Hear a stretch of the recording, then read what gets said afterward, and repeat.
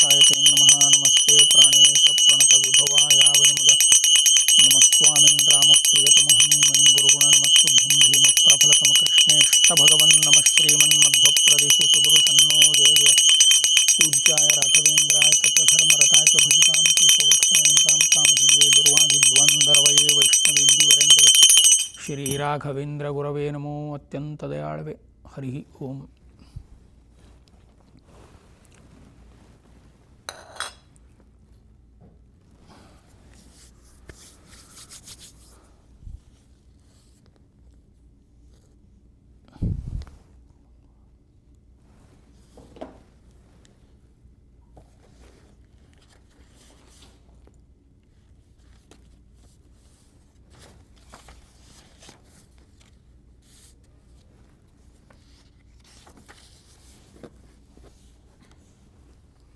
Start ಮಾಡಲ. ಹರಿ ಓಂ ಶ್ರೀ ಗುರುಭ್ಯೋ ನಮಃ ಪರಮಗುರುಭ್ಯೋ ನಮಃ ಶ್ರೀಮದಾನಂದತೀರ್ಥ ಭಗವತ್ಪಾದಾಚಾರ್ಯ ಗುರುಭ್ಯೋ ನಮಃ ಇಷ್ಟದೇವತಾಭ್ಯೋ ನಮಃ ಕುಲದೇವತಾಭ್ಯೋ ನಮಃ ಮಾತೃದೇವೋ ಭವ ಪಿತೃದೇವೋ ಭವ ಆಚಾರ್ಯದೇವೋ ಭವ ನಮೋ ಬ್ರಹ್ಮಣ್ಯದೇವಾಯ ಗೋಬ್ರಾಹ್ಮಣಹಿತಾಯ ಚ ಜಗದ್ಹಿತಾಯ ಕೃಷ್ಣಾಯ ಗೋವಿಂದಾಯ ನಮೋ ನಮಃ ಕೃಷ್ಣಾಯ ವಾಸುದೇವಾಯ ಹರಯೇ ಪರಮಾತ್ಮನೇ ಪ್ರಣತಕ್ಲೇಶನಾಥಾಯ ಗೋವಿಂದಾಯ ನಮೋ ನಮಃ ಶಮಯನ್ ಭವಸಂತಾಪಂ ರಮಯನ್ ಸಾಧುಚಾತಕಾನ್ ಕೃಷ್ಣಮೇಘಾ ಕೃಪಾದೃಷ್ಟಿ ವೃಷ್ಟ್ಯಾ ತುಷ್ಣಾತು ಮಾಮಪಿ ಯೋಂತಃ ಪ್ರವಿಶ್ಯ ಮಮ ವಾಚ ಇಮಾಂ ಪ್ರಸೂಕ್ತ ಸಂಜೀವಯತ್ಯ ಅಖಿಲಶಕ್ತಿಧರಸ್ವಧಾಮ್ನ ಅನ್ಯಾಂಸ್ತ ಹಸ್ತಚರಣಶ್ರವಣತ್ವಗಾದಿನ್ ಪ್ರಾಣಾನ್ ನಮೋ ಭಗವತೆ ಪುರುಷಾಯ ತುಭ್ಯಂ ಜಯತಿ ಹರಿರಚಿಂತಯಃ ಸರ್ವದೇವೈಕವಂದ್ಯಃ ಪರಮಗುರುರಭೀಷ್ಟಾವಾಪ್ತಿಲಃ ಸಜ್ಜನಾನಾಂ ನಿಖಿಲಗುಣಗಣಾರ್ಣೋ ನಿತ್ಯನಿರ್ಮುಕ್ತದೋಷ ಸರಸಿಜನಯನೋऽಸೌ ಶ್ರೀಪತಿರ್ಮಾನದೋಲಃ ವಿಶ್ವಸ್ಥಿತಿಪ್ರಳಯಸರ್ಗಮಹಾವಿಭೂತಿವೃತ್ತಿಪ್ರಕಾಶನಿಯಮಾವೃತ್ತಿಬಂಧಮೋಕ್ಷ ಯಸ್ಯಾ ಅಪಾಂಗಲವಮಾತ್ರತ ಊರ್ಜಿತಾ ಸಾ ಶ್ರೀಃ ಯತ್ಕಟಾಕ್ಷಬಲವತಿ ಅಜಿತಂ ನಮಾಮಿ. ಬುದ್ಧಿರ್ಬಲಂ ಯಶೋಧೈರ್ಯಂ ನಿರ್ಭಯತ್ವಮರೋಗ್ಯತಾಮಜಾಡ್ಯಂ ವಾಕ್ಪಟುತ್ವಂಚ ಹನುಮಸ್ಮರಣಾತ್ ಭವೇತ್. ನಮಸ್ತೆ ಪ್ರಾಣೇಶ ಪ್ರಣತ ವಿಭವಾಯಾವನಿಮಗಾಃ ನಮಃ ಸ್ವಾಮಿನ್ ರಾಮಪ್ರಿಯತಮ ಹನುಮನ್ ಗುರುಗುಣ ನಮಸ್ತುಭ್ಯಂ ಭೀಮ ಪ್ರಫಲತಮ ಕೃಷ್ಣೇಷ್ಟ ಭಗವನ್ ನಮಃ ಶ್ರೀಮನ್ಮಧ್ವಪ್ರದಿಷು ಸುದೃಶನ್ನೋ ಜಯ ಜಯ ವಕ್ರತುಂಡ ಮಹಾಕಾಯ ಕೋಟಿ ಸೂರ್ಯ ಸಮಪ್ರಭ ನಿರ್ವಿಘ್ನಂ ಕುರ್ಮೇ ದೇವ ಸರ್ವಕಾರ್ಯೇಷು ಸರ್ವಧಾಂ. ಅಪಾದಮೌಳಿಪರ್ಯಂತಂ ಗುರುಣಾಮಾಕೃತಿಂ ಸ್ಮರೇತ್ತೇನ ವಿಘ್ನಾಃ ಪ್ರಣಶ್ಯಂತಿ ಸಿದ್ಧ್ಯಂಚಿತ ಮನೋರಥ ಚಿತ್ರೈ ಪದೈಶ್ಚ ಗಂಭೀರೈ ವಾಕ್ಯೈರ್ಮಾನೈರಖಂಡಿತೈ ಗುರುಭಾವಂ ವ್ಯಂಜಯಂತಿ ಭಾತಿ ಶ್ರೀ ಜಯತೀರ್ಥವಾಕ್ ತಪೋ ವಿದ್ಯಾ ವಿರಕ್ತ್ಯಾದಿ ಸದ್ಗುಣೌಘಾಕರಾನಹಂ ವಾದಿರಾಜಗುರುನ್ ವಂದೇ ಹಯಗ್ರೀವದಯಾಶ್ರಯಾನ್ ಹಯಗ್ರೀವಪದಾಶ್ರಯಾನ್. ಪೂಜ್ಯಾಯ ರಾಘವೇಂದ್ರಾಯ ಸತ್ಯಧರ್ಮರತಾಯ ಚ ಭಜತಾಂ ಕಲ್ಪವೃಕ್ಷಾಯ ನಮತಾಂ ಕಾಮಧೇನುವೆ ದುರ್ವಾದಿಧ್ವಾಂದರವಯೇ ವೈಷ್ಣವೇಂದೀವರೆಂದವೇ ಶ್ರೀರಾಘವೇಂದ್ರ ಗುರವೇ ನಮೋ ಅತ್ಯಂತದಯಾಳವೆ. ಮೂಕೋಪಿ ಯತ್ ಪ್ರಸಾದೇನ ಮುಕುಂದ ಶಯನಾಯತೆ ರಾಜರಾಜಾಯತೆ ರಿಕ್ತೋ ರಾಘವೇಂದಂ ತಮಾಶ್ರಯೇತ್. ಹರಿ ಓಂ ಶ್ರೀ ಗುರುಭ್ಯೋ ನಮಃ ಶ್ರೀ ಗುರುಭ್ಯೋ ನಮಃ ಹರಿ ಓಂ ಹರಿ ಓಂ ಹರಿ ಓಂ. ಪರಮಪೂಜ್ಯ ಸುಬುಧೇಂದ್ರ ತೀರ್ಥ ಶ್ರೀಪಾದರ ಅಡಿಗಾವರದಲ್ಲಿ ನಮಸ್ಕಾರ ಮಾಡುತ್ತಾ ಎಲ್ಲ ಗುರು ಹಿರಿಯರಿಗೆ ನಮಸ್ಕರಿಸಿ, ನನ್ನ ಪ್ರೀತಿಯ ಅಧ್ಯಾತ್ಮ ಬಂಧುಗಳೇ, ನಾವು ಎರಡನೆಯ ದಿನದಾದ ಮಧ್ವವಿಜಯದ ಚಿಂತನೆಗೆ ಕಾಲಿಡ್ತಾ ಇದ್ದೇವೆ. ನಾವು ನಿನ್ನೆ ತನಕ ರಾಮನ ಕಥೆ ಮತ್ತು ಹನುಮನ ಕಥೆ, ರಾಮಾಯಣದ ಕಥೆ, ಹನುಮನ ಕಥೆ ಮಧ್ವವಿಜಯದಲ್ಲಿ ನಾರಾಯಣ ಪಂಡಿತಾಚಾರ್ಯರು ಒಂದು ಅಭೂತಪೂರ್ವಕವಾಗಿ ಅದನ್ನು ಹೆಣೆದು ನಮ್ಮ ಮುಂದೆ ಇಟ್ಟರು. ಅಂತಂದರೆ ಮುಖ್ಯವಾಗಿ ರಾಮಾಯಣದ ತಾತ್ಪರ್ಯ ನಾವು ನಿನ್ನೆವರೆಗೂ ನೋಡಿದ್ವಿ. ಅಂತಂದರೆ ಆ ಕೆಲವು ಅನೇಕ ಶ್ಲೋಕಗಳಲ್ಲಿ, ನಾರಾಯಣ ಪಂಡಿತಾಚಾರ್ಯರ ಅನೇಕ ಶ್ಲೋಕಗಳಲ್ಲಿ ಅಲ್ಲಿ ನಾವು ಅವರ ಒಂದು ಕವಿಯ ಕಲ್ಪನೆ ಹೇಗಿರುತ್ತೆ ಅಂತಂದರೆ, ಮುಖ್ಯವಾಗಿ ಶಾಸ್ತ್ರದಿಂದ ಹೊರಟಿರುವಂತಹ ಮಧ್ವವಿಜಯದಲ್ಲಿ ಹೇಗೆ ಆ ಶ್ಲೇಷ ಭಂಗಿಗಳು, ಅದು ಮೆಟಫರ್ಸ್ ಏನೇನಿದೆ, ಅದನ್ನು ಹೇಗೆ ಒಂದು ಶಬ್ದದ ಪುಂಜವನ್ನು ಮಾಡಿ ನಮ್ಮ ಮುಂದೆ ನಾರಾಯಣ ಪಂಡಿತಾಚಾರ್ಯ ತೋರಿಸಿದರು. ಮುಖ್ಯವಾಗಿ ಆಂಜನೇಯನ ಪರಾಕ್ರಮ ಮತ್ತು ರಾಮನಲ್ಲಿ ಭಕ್ತಿ, ಅವು ಎರಡೂ ಕೂಡ ತುಂಬ ಒಂದು ಅದ್ಭುತವಾದಂತಹ ಒಂದು ಕಾಂಟ್ರಾಸ್ಟ್ ಮಾಡಿ ನಮ್ಮ ಮುಂದೆ ಪಂಡಿತಾಚಾರ್ಯರು ಇಡ್ತಾರೆ. ಆಮೇಲೆ ನಾವು ಇವತ್ತು ಮೊದಲನೇ ಸರ್ಗದಲ್ಲೇ ಇದ್ದೇವೆ. ನಾವು ಇನ್ನು ಮೊದಲನೇ ಸರ್ಗದಲ್ಲಿ ಇವತ್ತು ನಾವು ಭೀಮನ ಕಥೆಯನ್ನು ನೋಡಬೇಕು. ಭೀಮಾವತಾರದ ಕಥೆ ಅಂತಂದರೆ ಕೃಷ್ಣನ ಕಥೆ, ಕೃಷ್ಣನ ಕಥೆ ಅಂದರೆ ಭೀಮನ ಕಥೆ, ಮಹಾಭಾರತದ ತಾತ್ಪರ್ಯ ನೋಡಬೇಕು ಇವತ್ತು ನಾವು. ಈಗ ಇಲ್ಲಿ ಏನಾಯಿತು ಅಂತಂದರೆ ಭೀಮಸೇನ ಅಂತಂದರೆ ಈ ನಾವು ನಿನ್ನೆ ನೋಡಿದ್ವಿ ಹೇಗೆ ದೇವತೆಗಳು ಕುಂತಿಗೆ ಅನುಗ್ರಹ ಮಾಡಿ ಯಮಧರ್ಮರಾಜ, ವಾಯು ಮತ್ತು ಅರ್ಜುನ ಹೇಗೆ ಅವತಾರ ಮಾಡಿದರು ಅಂತ. ಒಂದು ದಿನ ಏನಾಗಿರುತ್ತಂತಂದರೆ ಕುಂತಿ ಭೀಮಸೇನನನ್ನು, ಇನ್ನೂ ತುಂಬ ಚಿಕ್ಕ ಮಗು, ತೊಡೆ ಮೇಲೆ ಇಟ್ಟುಕೊಂಡು ಆಟ ಆಡಿಸ್ತಾ ಇರಬೇಕಾತಂದರೆ ಕೈ ಜಾರಿ ಭೀಮಸೇನ ಕೆಳಗೆ ಬಿದ್ದು ಬಿಡ್ತಾನೆ. ತುಂಬ ಚಿಕ್ಕ ಹಸುಗೂಸು ಇರುತ್ತೆ, 1-2 ತಿಂಗಳೇನೋ ಇರಬಹುದು. ಆ ಹಸುಗೂಸು ಆ ತಾಯಿಯ ಮಡಿಲಿನಿಂದ, ಕುಂತಿಯ ಮಡಿಲಿನಿಂದ ಬಿದ್ದು ಬಿಡ್ತಾಳೆ. ಕುಂತಿ ಗಾಬರಿ ಆಗುತ್ತಾಳೆ.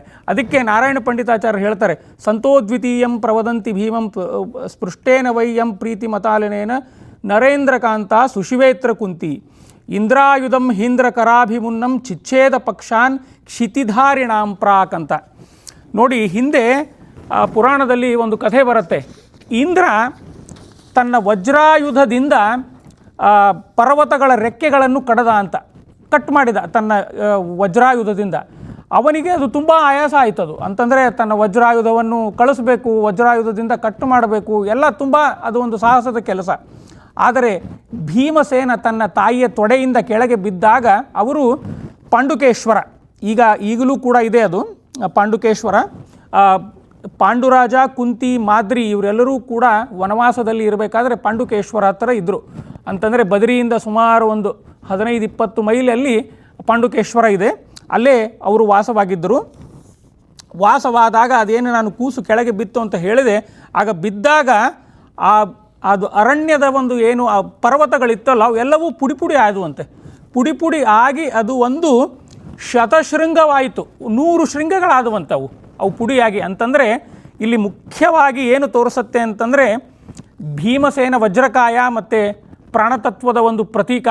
ಅವನು ವಾಯುಪುತ್ರ, ಪ್ರಾಣತತ್ವದ ಒಂದು ಶೌರ್ಯದ ಬಗ್ಗೆ ಇಲ್ಲಿ ನಾರಾಯಣ ಪಂಡಿತಾಚಾರ್ಯರು ಅದನ್ನು ಹೇಳ್ತಾರೆ. ಇಲ್ಲಿ ಚಿಚ್ಛೇದ ಪ್ರಕ್ಷಾನ್ ಕ್ಷಿತಿಧಾರಿಣಾಂ ಪ್ರಾಕ್ ಬಿಭೇದ ಭ್ರೂಬದ್ಧ ವರಂಗ ಸಂಗಾತ್ ಚಿತ್ರಾಸಪನ್ನೋ ಜನನೀಕರಾಗ್ರಾತ್ ಅಂತ.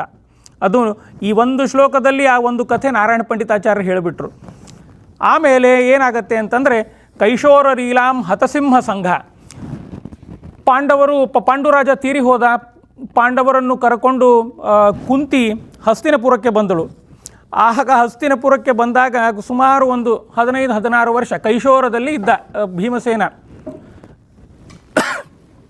ಅಲ್ಲಿ ಆ ಹಸ್ತಿನಪುರದ ರಾಜಕುಮಾರರೆಲ್ಲ ಆಟ ಆಡ್ತಾ ಇದ್ದರಂತೆ. ಪ್ರಾಯ ಭೀಮಸೇನಿಗೆ ಅನ್ನಿಸಿತು, ಇದು ನಾನು ಅರಣ್ಯದಲ್ಲಿ ಇರಬೇಕಾದ್ರೆ ಸಿಂಹದ ಮರಿಗಳು ಸಿಂಹದ ಜೊತೆ ಆಟ ಆಡ್ತಾ ಇದ್ದೆ, ಇದೇನಪ್ಪ ಪೇಟೆ ಹುಡುಗರು, ಇವಕ್ಕೆ ಏಳಲಿಕ್ಕೆ ಕೂಡಲಿಕ್ಕೆ ತ್ರಾಣನೇ ಇಲ್ಲ, ಇದು ಎಂಥ ಕ್ಷತ್ರಿಯರು ಅಂತ ಹೇಳಿ ಅವನಿಗೆ ಅಂದ್ಕೊಂಡು ಅವ್ರ ಜೊತೆ ಆಟವೇ ಆಡ್ತಿರ್ಲಿಲ್ಲ ಅಂತೆ ಭೀಮಸೇನ. ಅಂತಂದರೆ ಅವನಿಗೆ ಅವರು ಆಟ ಆಡೋದೇ ಇಷ್ಟ ಆಗಲಿಲ್ಲ ಅಂತೆ. ಅದನ್ನು ನಾರಾಯಣ ಪಂಡಿತಾಚಾರ್ಯರು ಹೇಳ್ತಾರೆ. ಅದೇ ಕೈಶೋರ ಲೀಲಾಂ ಹತಸಿಂಹ ಸಂಘಾಂ ವೃತ್ತಾಂ ಮನೆ ಪ್ರಾಕ್ ಸ್ಮರತಿ ಸ್ಮ ಸೂಕ್ತಾ ಅಂತ. ಅಂತಂದರೆ ಅವನಿಗೆ ಒಂಥರ ಬೇಜಾರು ಅನ್ನಿಸ್ಬಿಡ್ತಂತೆ, ಈ ಹುಡುಗರುಗಳ ಜೊತೆ ಏನು ಆಡಬೇಕು, ಇವಕ್ಕೆ ಏಳಕ್ಕೆ ಕೂಡಕ್ಕೆ ಬರಲ್ಲ ಅಂತ. ಆಮೇಲೆ ಭೀಮನ ಬಲದ ಬಗ್ಗೆ ಹೇಳ್ತಾರೆ. ಭೀಮನ ಬಲ ಎಷ್ಟಿತ್ತು ಅಂತಂದರೆ ಆಗಿನ ಎಲ್ಲ ರಾಜಕುಮಾರರು ಅವನ ಮೇಲೆ ಅಸೂಯೆ ಪಡ್ತಿದ್ರು. ಒಂದು ದಿನ ಏನಾಯಿತು ಅಂತಂದರೆ, ಹೀಗೆ ಅಲ್ಲ, ಸಮಾಜದಲ್ಲಿ ಒಬ್ಬರು ಯಾರಾದರೂ ಮೇಲೆ ಏರ್ತಾ ಇದ್ದಾರಂತಂದರೆ ಅವರನ್ನು ಕೆಳಗೆ ಹಿಡಿಲಿಕ್ಕೆ 1000 ಜನ ಇರ್ತಾರೆ, ಅವರು ಕೆಳಗಡೆ ಎಳಿಲಿಕ್ಕೆ 1000 ಜನ ಇರ್ತಾರೆ. ಹಾಗೆ ಇದು ಅನೂಚಾನವಾಗಿ ಬಂದಿದೆ. ಇದೇನು ಈಗಲೇ ನಡೀತಾ ಇದೆ ಅಂತಲ್ಲ, ಅನೂಚಾನವಾಗಿ ಬಂದಿದೆ. ಇದು ಅನಾದಿ ಅನಂತ ಕಾಲದವರೆಗೂ ಇದ್ದೇ ಇರುತ್ತೆ. ಒಬ್ಬರು ಒಳ್ಳೆಯವರನ್ನು ಅಥವಾ ಒಬ್ಬರು ಯಾರು ತಮ್ಮ ಫೀಲ್ಡಲ್ಲಿ ತುಂಬ ಉನ್ನತ ಶ್ರೇಣಿಯಲ್ಲಿ ಹೋಗ್ತಾ ಇರಬೇಕಾದ್ರೆ ಅವರನ್ನು ಕೆಳಗೆ ಎಳೆಯೋದು ಅದು ಮನುಷ್ಯ ಸ್ವಭಾವ ಅದು. ಹಾಗೆ ಭೀಮಸೇನನನ್ನು ಹೇಗಾದರೂ ಮಾಡಿ ಮುಗಿಸಿಬಿಡಬೇಕು. ಯಾಕೆಂದರೆ ಭೀಮಸೇನ ಇದ್ದ ಅಂತಂದರೆ ಅವನ ಪೈಪೋಟಿ ಅಂತೂ ನಾವು ಮಾಡಲಿಕ್ಕಾಗಲ್ಲ, ಆದರೂ ಅವನು ಹೆಂಗಾದರೂ ಮಾಡಿ ಮುಗಿಸಿಬಿಡಬೇಕು ಅಂತ ಹೇಳಿದಾಗ ಆಗ ಮೊದಲು ಕೌರವರು ಏನು ಮಾಡಿದರು ಅಂತಂದರೆ ವಿಷಪ್ರಾಶನಾದಿಗಳನ್ನು ಅವನಿಗೆ ಮಾಡಿಸಬೇಕು ಅಂತ ಮೊದಲು ಒಂದು ಕಾರ್ಯಕ್ರಮ ಹಮ್ಮಿಕೊಂಡರು. ಅದೇ ಮೊದಲು ಬಂದಿದ್ದೇ ವಿಷಣ್ಣೋ ವಿಷಭೃದ್ ಗಣೋತ ಅಂತ ಹೇಳಿ. ಅಡುಗೆಯವನಿಗೆ ದುಡ್ಡು ಕೊಟ್ಟು ಅಡುಗೆಯಲ್ಲಿ ವಿಷ ಬೆರೆಸಿದರು. ಭೀಮನಿಗೆ ವಿಷಭರಿತವಾದ ಆಹಾರ ತಂದು ಕೊಟ್ಟರು. ಅವನು ಭೀಮಸೇನ ಅದನ್ನು ತಿಂದ ಅದನ್ನು ಜೀರ್ಣಿಸಿಕೊಂಡ. ಅವನು ಭುಕ್ತಂ ಚ ಜೀರ್ಣಂ ಪರಿಪಂಥಿ ದತ್ತಂ, ಅವನು ಅದನ್ನು ಜೀರ್ಣಿಸಿಕೊಂಡ. ಆಮೇಲೆ ಒಂದು ದಿನ ಮಲಗಿದಾಗ ಭೀಮಸೇನ ನಾಗರ ಹಾವುಗಳನ್ನು ಬಿಟ್ಟರು ಅವನ ಮೇಲೆ. ಅವನು ಏನೂ ಮಾಡಲಿಲ್ಲ. ಅವನು ಮಲಗಿರಬೇಕಾದ್ರೆ ಕೈ ಝಾಡಿಸಿದ ಮೇಲೆ ಎಲ್ಲ ಹಾವುಗಳು ಸತ್ತು ಹೋಯಿತು. ಆಮೇಲೆ ಅವನಿಗೇನು ಮಾಡಿದರು, ಇನ್ನೊಂದು ಸರ್ತಿ ಮಲಗಿದಾಗ ಪ್ರಮಾಣಕೋಟೆ ಅಂತ ಇದೆ ಗಂಗಾ ತೀರದಲ್ಲಿ. ಪ್ರಮಾಣಕೋಟೆ ಸಹಿ ಹೇಳಯಾಗಾತ್ ನೇದಂ ಜಗಜ್ಜೀವನ ದೇತ್ರ ಚಿತ್ರಂ. ಪ್ರಮಾಣಕೋಟೆಯಲ್ಲಿ ಅವನನ್ನು ಎಲ್ಲ ಹಗ್ಗ ದಾರವನ್ನು ಕಟ್ಟಿ ಅವನು ಪ್ರಮಾಣಕೋಟೆಯಲ್ಲಿ ಹಾಕಿದರು. ಆಗ ಭೀಮಸೇನನಿಗೆ ಎಚ್ಚರ ಆಯಿತು. ಅವನು ಕೂಡ ಅದನ್ನು ಎಲ್ಲ ಝಾಡಿಸಿ ಮತ್ತೆ ಈಜಿ ಮೇಲೆ ಬಂದ. ಅಂತಂದರೆ ಇಲ್ಲಿ ಏನು ನಮಗೆ ತೋರಿಸುತ್ತೆ ಅಂತಂದರೆ, ಯಾರು ಜಗತ್ತಿನಲ್ಲಿ ಅಂತಂದರೆ ಎಲ್ಲ ಜಗತ್ತಿನಲ್ಲಿ ಜೀವಜಾತಕ್ಕೆ ಪ್ರಾಣ ಕೊಡುವವನಿಗೆ ಪ್ರಾಣ ತೆಗೆಯೋದು ಹೇಗೆ, ಅದು ಅವರಿಗೆ ಪ್ರಾಯ ಗೊತ್ತಾಗಲಿಲ್ಲ. ಅದಕ್ಕೆ ಪಂಡಿತಾಚಾರ್ಯರು ಹೇಳ್ತಾರೆ, ನೇದಂ ಜಗಜ್ಜೀವನ ದೇತ್ರ ಚಿತ್ರಾಹ ಅಂತ. ಪ್ರಾಣದೇವರು ಎಲ್ಲರಿಗೂ ಪ್ರಾಣ ಕೊಡ್ತಾನೆ, ಅವನ ಪ್ರಾಣ ಹೇಗೆ ತೆಗೆಯೋದು ಅನ್ನೋದು ಅವರಿಗೆ ಪ್ರಾಯ ಗೊತ್ತಾಗಲಿಲ್ಲ. ಅಂತಹ ಭೀಮಸೇನನ ಅನೇಕ ಮಹಿಮೆಗಳನ್ನು ಹೇಳ್ತಾರೆ. ಆಮೇಲೆ ಮುಂದೆ ಏನಾಯಿತು ಅಂತಂದರೆ, ಈ ದುಷ್ಟಶಕ್ತಿಗಳು ಏನೇನಿತ್ತು ಅದು ಅವರು ಬಿಡಲೇ ಇಲ್ಲ. ಕೌರವರು ಎಷ್ಟು ಹೇಗಾದರೂ ಮಾಡಿ ಭೀಮಸೇನನನ್ನು ಮುಗಿಸಿಬಿಡಬೇಕು. ಭೀಮಸೇನನನ್ನು ಮುಗಿಸಲಿಲ್ಲ ಅಂತಂದರೆ ನಮಗೆ ಉಳಿಗಾಲ ಇಲ್ಲ ಅಂತ ಅವರು ಒಂದಾದ ಮೇಲೆ ಷಡ್ಯಂತ್ರ ಮಾಡ್ತಾನೇ ಕೂತರು. ಅದಕ್ಕೆ ಮತ್ತೆ ಮುಂದೆ ಒಂದು ಷಡ್ಯಂತ್ರ ಮಾಡಿದ್ದು ಅರಗಿನ ಮನೆ. ವಾರಣಾವತದಲ್ಲಿ ಒಂದು ಅರಗಿನ ಮನೆ ನಿರ್ಮಾಣ ಮಾಡಿದರು. ಅಲ್ಲಿ ಪಾಂಡವರನ್ನು ಕುಂತಿಯ ಜೊತೆ ಕಳಿಸಿದರು. ಆ ಅರಗಿನ ಮನೆಯನ್ನು ಸುಟ್ಟು ಪಾಂಡವರು ಅದರಲ್ಲಿ ಸುಡಬೇಕನ್ನುವ ಒಂದು ಷಡ್ಯಂತ್ರದಿಂದ ಅದನ್ನು ಮಾಡಿದರು. ಆಗ ಭೀಮಸೇನ ತನ್ನ ತಾಯಿ, ಅಣ್ಣ, ತಮ್ಮಂದಿರನ್ನು ಎಲ್ಲರನ್ನೂ ಬದುಕಿಸಿ ಅರಗಿನ ಮನೆಯಿಂದ ಪಾರು ಮಾಡಿದ. ಅರಗಿನ ಮನೆಯಿಂದ ಪಾರು ಮಾಡಿ ಅವರನ್ನು ಒಂದು ಅರಣ್ಯಕ್ಕೆ ಕರ್ಕೊಂಡು ಹೋದ. ಅದೊಂಥರ ಅಜ್ಞಾತವಾಸ. ಇನ್ನು ಮುಂದೆ ಒಂದು ಅಜ್ಞಾತವಾಸ ಇದೆ, ಅದಕ್ಕಿಂತ ಮುಂಚೆ ಇದು ಕೈಂಡ್ ಆಫ್ ರಿಹರ್ಸಲ್ ಅಂತ ಹೇಳ್ತೀವಿ, ಹಾಗಾಯಿತು ಭೀಮಸೇನನಿಗೆ. ಆಮೇಲೆ ಅಲ್ಲಿ ಬಕಾಸುರನ ವಧೆ. ಬಂಡಿಯನ್ನು ಉಂಡಿತು ಕೂಸು, ಬಕನ ಪ್ರಾಣವ ಕೊಂದಿತು ಕೂಸು. ಆ ಬಕಾಸುರನ ಕಥೆ, ಬಕಾಸುರನ ಸಂಹಾರ ಮಾಡಿದ ಒಂದು ವಿಷಯ ಮಹಾಭಾರತ ಹೇಳುತ್ತೆ ನಮಗೆ. ಒಂದು ಕಾಲದಲ್ಲಿ ನಮ್ಮ ಭಾರತ ದೇಶದಲ್ಲಿ ನರಮಾಂಸ ಭಕ್ಷಕರಿದ್ದರು. ಆ ನರಮಾಂಸ ಭಕ್ಷಕರು ತುಂಬ ಕಾಟ ಕೊಡ್ತಿದ್ರು ಎಲ್ಲ ರಾಜರಿಗೆ. ಈಗ ನೋಡಿ, ಈ ಬಕಾಸುರ ಏನು ಮಾಡ್ತಿದ್ದ ಅಂತಂದರೆ, ಒಂದು ಬಂಡಿ ಅನ್ನದ ಜೊತೆ ಒಬ್ಬರು ಯಾರಾದರೂ ಕಳಿಸ್ಲೇಬೇಕು ಅವನು ನರಮಾಂಸ ಭಕ್ಷ ಮಾಡಲಿಕ್ಕೆ. ಈ ಬಕಾಸುರನನ್ನು ಕೊಂದು ಭೀಮಸೇನ ಇಡೀ ಭಾರತ ದೇಶದಲ್ಲಿ ಅವನು ಒಂದು ಸಂದೇಶ ಕೊಟ್ಟ. ಇನ್ನು ನೀವು ನರಮಾಂಸ ಭಕ್ಷಣೆ ಮಾಡೋದು ಬಿಟ್ಟು ನೀವು ಸಾರ್ವಜನಿಕರು ಅಂದರೆ ನಾರ್ಮಲ್ ಸಿಟಿಸನ್ಸ್ ಹೇಗಿರ್ತಾರಲ್ಲ ಹಾಗೆ ಒಂದು ನಿಮ್ಮ ಜೀವನವನ್ನು ನೀವು ಅಳವಡಿಸಿಕೊಳ್ಳಬೇಕು. ಇಲ್ಲ ಅಂತಂದರೆ ನಿಮಗೆ ಉಳಿಗಾಲ ಇಲ್ಲ. ಒಂದು ಒಳ್ಳೆಯ ನಾಗರಿಕರಾಗಿ ಬದುಕಿರಿ, ಇಲ್ಲ ಅಂತಂದರೆ ನಿಮಗೆ ಉಳಿಗಾಲ ಇಲ್ಲ ಅಂತ ಭೀಮಸೇನ ಸಂದೇಶ. ಬಕಾಸುರನ ವಧೆ ಆಯಿತು. ಆಮೇಲೆ ಬಕಾಸುರನ ವಧೆ ಆದಮೇಲೆ ಮತ್ತೆ ಮುಂದೆ ಅದೇ ಅರಣ್ಯದಲ್ಲಿ ಹಿಡಿಂಬನೂ ಕೂಡ ನರಮಾಂಸ ಭಕ್ಷಕ ಇದ್ದ. ಅವನ್ನು ಕೂಡ ವಧೆ ಮಾಡಿ ಹಿಡಿಂಬೆಯನ್ನು ಮದುವೆ ಆಗ್ತಾನೆ. ಹಿಡಿಂಬೆಯನ್ನು ಮದುವೆ ಆಗಬೇಕು ಅಂತ ಅನ್ನೋದ್ರಲ್ಲಿ ಆಗ ಕುಂತಿ ಹೇಳ್ತಾಳೆ, ಧರ್ಮರಾಜ ಹೇಳ್ತಾನೆ ನಾನು ಮದುವೆ ಆಗಲ್ಲ ಅಂತ ಭೀಮ ಕೂಡ್ತಾನೆ. ಭೀಮ ಅಲ್ಲಿ ಕೂತಾಗ ಯಾಕೆ ಕೂತ ಅಂತಂದರೆ, ನಾರಾಯಣ ಪಂಡಿತಾಚಾರ್ಯ ಹೇಳ್ತಾರೆ, ವೇದವ್ಯಾಸರ ದರ್ಶನ ಆಗಬೇಕಾಗಿತ್ತು. ಅಂತಂದರೆ ಇಲ್ಲಿವರೆಗೂ ಏನೇನು ನಾನು ರಾಕ್ಷಸ ಸಂಹಾರದಲ್ಲಿ ಕಾರ್ಯ ಮಾಡಿದ್ದೇನೆ ಅದು ಎಲ್ಲವೂ ಕೂಡ ವ್ಯಾಸರಿಗೆ, ಭಗವಂತನಿಗೆ ಅರ್ಪಣೆ ಮಾಡಿ ಮುಂದೆ ಮಾಡುವ ಎಲ್ಲ ರಾಕ್ಷಸ ಯಜ್ಞಕ್ಕೆ ಒಂದು ಥರ ಅನುಮತಿ ತಗೊಂಡಂಗೆ. ಅಂತಹ ಭೀಮಸೇನ ವ್ಯಾಸರಿಗೋಸ್ಕರ ಕಾಯ್ದು ನಿಂತ. ಅಲ್ಲಿ ವ್ಯಾಸರು ದರ್ಶನ ಕೊಟ್ಟರು. ವ್ಯಾಸರ ಅನುಮತಿಯಿಂದ ಹಿಡಿಂಬೆಯನ್ನು ಮದುವೆಯಾದ. ಮುಂದೆ ದ್ರೌಪದಿಯ ಕಥೆ. ರಾಜಹಂಸೀ ಶಿವ ರಾಜಕನ್ಯಾ. ದ್ರೌಪದಿಯ ಸ್ವಯಂವರದಲ್ಲಿ ನಾವು ನಿಮಗೆಲ್ಲ ಗೊತ್ತಿದೆ, ಇವರು ಬ್ರಾಹ್ಮಣರ ವೇಷ ಹಾಕಿಕೊಂಡು ಇದ್ದರು. ದ್ರೌಪದಿಯ ಸ್ವಯಂವರಕ್ಕೆ ಹೋದರು ಲಕ್ಷವೇಧ ಮಾಡಲಿಕ್ಕೆ. ಆಗ ಅಲ್ಲಿ ಮುಖ್ಯ ಪಾತ್ರ ಲಕ್ಷವೇಧ ಅರ್ಜುನ ಮಾಡಿದ, ಆದರೆ ಮುಖ್ಯವಾಗಿ ಅಲ್ಲಿ ಪ್ರಧಾನಂಗೈಹಿ ಮಾರುತಿ ಅಂತ ನಿಂತ ಭೀಮಸೇನ. ಯಾಕೆ ಅಂತ ಹೇಳ್ತೀನಿ. ರಾಜಹಂಸನನ್ನು ಕೈ ಹಿಡಿದಳು ಅಂತ ಹೇಳ್ತಾರೆ. ಅಂತಂದರೆ ಇಲ್ಲಿ ಪಾಂಡವರು ಈ ಪಾಂಡವರು ಈ 5 ಜನ ದ್ರೌಪದಿಯನ್ನು ವರಿಸಿದ್ದಾರೆ. ಮುಖ್ಯವಾಗಿ ಅರ್ಜುನ ಲಕ್ಷ್ಯಭೇದ ಮಾಡಿದ 5 ಜನರು ಪಾಂಡವರನ್ನು ಇಲ್ಲಿ ವರಿಸಿದ್ದಾರೆ, ಅವಳನ್ನು, ದ್ರೌಪದಿಯನ್ನು. ಆದರೆ ನಾರಾಯಣ ಪಂಡಿತಾಚಾರ್ಯರಿಗೆ ಅದು ಮುಖ್ಯವಾಗಿರಲಿಲ್ಲ. ಕೇವಲ ಭೀಮಸೇನನ ಪಾತ್ರ, ಭೀಮಸೇನ ದ್ರೌಪದಿಯ ಪಾತ್ರ ಮುಖ್ಯವಾಗಿತ್ತು. ಈಗ ನೋಡಿ, ಉದಾಹರಣೆಗೆ ದ್ರೌಪದಿಯಲ್ಲಿ 6 ಜನ ದೇವತಾ ಸ್ತ್ರೀಯರಿದ್ದರು. ಭಾರತಿ, ಶಚಿ, ಶ್ಯಾಮಳ, ಉಷಾ ಮತ್ತು ಪಾರ್ವತಿ. ಏನಾಯಿತು? ಭಾರತಿ ವಾಯು ಅಂತಂದರೆ ಭೀಮಸೇನ ಮುಖ್ಯವಾಗಿ ಭಾರತಿಗಾದ. ಆಮೇಲೆ ಪಾರ್ವತಿ ಇದ್ದಳು. ಯಾಕೆ ಅಂತಂದರೆ ಅಶ್ವತ್ಥಾಮಾಚಾರ್ಯರು ವಿರೋಧ ಪಕ್ಷದಲ್ಲಿ ಇದ್ದರು. ಹೀಗಾಗಿ ಅಶ್ವತ್ಥಾಮಾಚಾರ್ಯರು ಬ್ರಹ್ಮಚಾರಿಯಾದರೂ ಇವಳು ಒಳಗೆ ಇರುವಂತಹ ಪಾರ್ವತಿನೂ ಬ್ರಹ್ಮಚಾರಿಣಿಯಾಗಿ ಉಳಿದಳು. ಆಮೇಲೆ ಶಚಿ ಅರ್ಜುನನಿಗೆ ಮದುವೆ ಆದ ಅಂತಂದರೆ ಅವರ ದೇವತಾ ಸ್ತ್ರೀಯರು ಹೇಳ್ತಾ ಇರೋದು. ಶ್ಯಾಮಳ ಧರ್ಮರಾಜ ಮತ್ತು ಉಷಾ ನಕುಲ ಸಹದೇವರು. ಹೀಗೆ ಈ ಪಂಚಪಾಂಡವರಲ್ಲಿ ಅಥವಾ ಈ ಪಂಚ ದೇವತೆಗಳು ದ್ರೌಪದಿಯಲ್ಲಿ ಇದ್ದ ಕಾರಣ ಈ 5 ಪಾಂಡವರು ವರಿಸಿದರು. ಅದೇ ಹೇಳಿದ ಹಾಗೆ ಮುಖ್ಯವಾಗಿ ನಾರಾಯಣ ಪಂಡಿತಾಚಾರ್ಯಗೆ ಭೀಮಸೇನನ ಪಾತ್ರ ಮುಖ್ಯವಾಗಿತ್ತು. ಲಕ್ಷವೇದ ಆಯಿತು. ಲಕ್ಷವೇದ ಆದಾಗ ಅಲ್ಲಿ ಕೌರವರಿಗೆ ನಮಗೆ ಮರ್ಯಾದೆ ತೆಗೆದರು ಇವರು ಬ್ರಾಹ್ಮಣರು ಅಂತ ಹೇಳಿ ಅವರ ಮೇಲೆ ಯುದ್ಧ ಆಡಲಿಕ್ಕೆ ಒಂದು ಸಮರ ಸಾರಿದರು. ಆಗ ಏನು ಧರ್ಮರಾಜ ಏನು ಮಾಡ್ತಾನೆ ಕೇಳಿ, ಧರ್ಮರಾಜ ನಕುಲ ಸಹದೇವರನ್ನು ಕರ್ಕೊಂಡು ಮನೆಗೆ ಹೋಗ್ಬಿಟ್ಟ. ಅವನು ಈ ಜಗಳವೇ ಬೇಡ ಅಂತ. ಆ ಯುದ್ಧ ಮದುವೆ ಮನೆ ಅನ್ನೋದು ಒಂದು ರಣರಂಗ ಆಯಿತು. ರಣರಂಗ ಆಗಿ ರಣರಂಗದಲ್ಲಿ ಮದುವೆ ಮನೆಯ ಚಪ್ಪರಗಳು ಹಿಡ್ಕೊಂಡು ಜಗಳಾಡಿದ್ದಾರೆ. ಅಂತಹ ಒಂದು ಮದುವೆ ದ್ರೌಪದಿಯ ಸ್ವಯಂವರ. ಆಗ ಭೀಮಸೇನ ಮುಂದೆ ನಿಂತು ಅವರೆಲ್ಲರನ್ನು, ಕೌರವರು ಆಮೇಲೆ ಮತ್ತೆ ಯಾರು ರಾಜರು ಬಂದಿದ್ದರು ಅವರು ಎಲ್ಲರನ್ನೂ ಅಂತಂದರೆ ಅವರನ್ನು ಹೋರಾಡಿ ಅಲ್ಲಿಂದ ದ್ರೌಪದಿಯನ್ನು ಕರೆದುಕೊಂಡು ಬಂದ, ದ್ರೌಪದಿಯನ್ನು ವರಿಸಿದ. ಅಂತಂದರೆ ಅರ್ಜುನ ಲಕ್ಷ್ಯಭೇದ ಮಾಡಿದರೂ ಕೂಡ ಅಲ್ಲಿ ಭೀಮನ ಪಾತ್ರ ಮುಖ್ಯವಾಗಿತ್ತು. ಇದೇನಾಯಿತು ಅಂತಂದರೆ ಆಚಾರ್ಯರು ಬರೋಕ್ಕಿಂತ ಮುಂಚೆ ಅರ್ಜುನನೇ ಮಹಾಭಾರತದ ನಾಯಕ ಅಂತ ಎಲ್ಲರೂ ತಿಳ್ಕೊಂಡಿದ್ರು. ಆ ಭೀಮಸೇನನ ಕ್ಯಾರೆಕ್ಟರ್ನಂತ ಎತ್ತಿ ಹಿಡಿದಿದ್ದು ಆಚಾರ್ಯರು. ತಾತ್ಪರ್ಯ ನಿರ್ಣಯದಲ್ಲಿ ಆಯಿತು, ಅನೇಕ ಕಡೆ ಆಚಾರ್ಯರು ಭೀಮನ ಕ್ಯಾರೆಕ್ಟರ್ ಎತ್ತಿ ಹಿಡಿದರು, ಎತ್ತಿ ತೋರಿಸಿದರು. ಅಂತಂದರೆ ಪ್ರಾಯಃ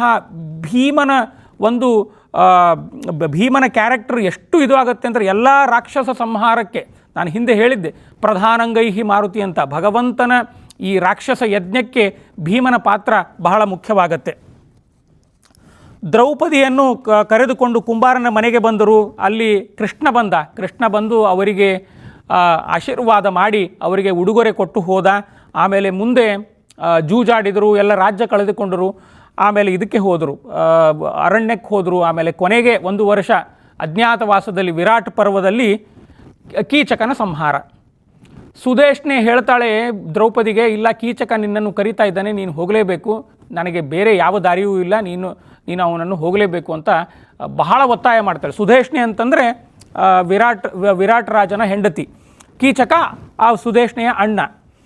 ಆಗ ದ್ರೌಪದಿ ಏನು ಮಾಡ್ತಾಳೆ ಅಂತಂದರೆ ಭೀಮಸೇನನಿಗೆ ಹೇಳ್ತಾಳೆ, ಇಲ್ಲ ಈ ಕೀಚಕನ ಹತ್ರ ನಾನು ಹೋಗೋದಾದರೆ ನಾನು ವಿಷ ಕುಡಿದು ಸಾಯ್ತೇನೆ, ನೀನು ಏನಾದರೂ ಮಾಡಲೇಬೇಕು ಅಂತ ಭೀಮಸೇನನ ಮುಂದೆ ಹೇಳ್ತಾಳೆ. ಆಗ ಭೀಮಸೇನ ಹೇಳ್ತಾಳೆ, ಇನ್ನೂ ಒಂದು 15 ದಿನ ತಡಿ, ನಮ್ಮ ಈ ಅಜ್ಞಾತವಾಸ ಮುಗಿದ ಮೇಲೆ ಅವನನ್ನು ನಾನು ಸಂಹಾರ ಮಾಡ್ತೇನೆ ಅಂತ ಹೇಳಿದಾಗ, ಇಲ್ಲ ನನಗೆ 15 ದಿನ ಅಲ್ಲ, ನನಗೆ ನೀನು ಇವತ್ತು ಸಂಹಾರ ಮಾಡಲಿಲ್ಲ ಅಂತಂದರೆ ನಾಳೆನೇ ನಾನು ವಿಷ ತೆಗೆದುಕೊಂಡು, ಸೂರ್ಯೋದಯ ಆಗಿದ ತಕ್ಷಣ ವಿಷ ತೆಗೆದುಕೊಂಡು ನಾನು ಆತ್ಮಹತ್ಯೆ ಮಾಡಿಕೊಳ್ತೇನೆ ಅಂತ ದ್ರೌಪದಿ ಹೇಳ್ತಾಳೆ. ಆಗ ಭೀಮಸೇನ ಹೇಳ್ತಾನೆ, ಇನ್ನೂ 12 ವರ್ಷ ವನವಾಸ, 1 ವರ್ಷ ಅಜ್ಞಾತವಾಸವಾದರೂ ಚಿಂತೆಯಿಲ್ಲ, ನಾನು ಕೀಚಕನನ್ನು ಸಂಹಾರ ಮಾಡ್ತೀನಿ ಅಂತ ಹೇಳಿ ಕೀಚಕ ವಧೆ ಆಯಿತು.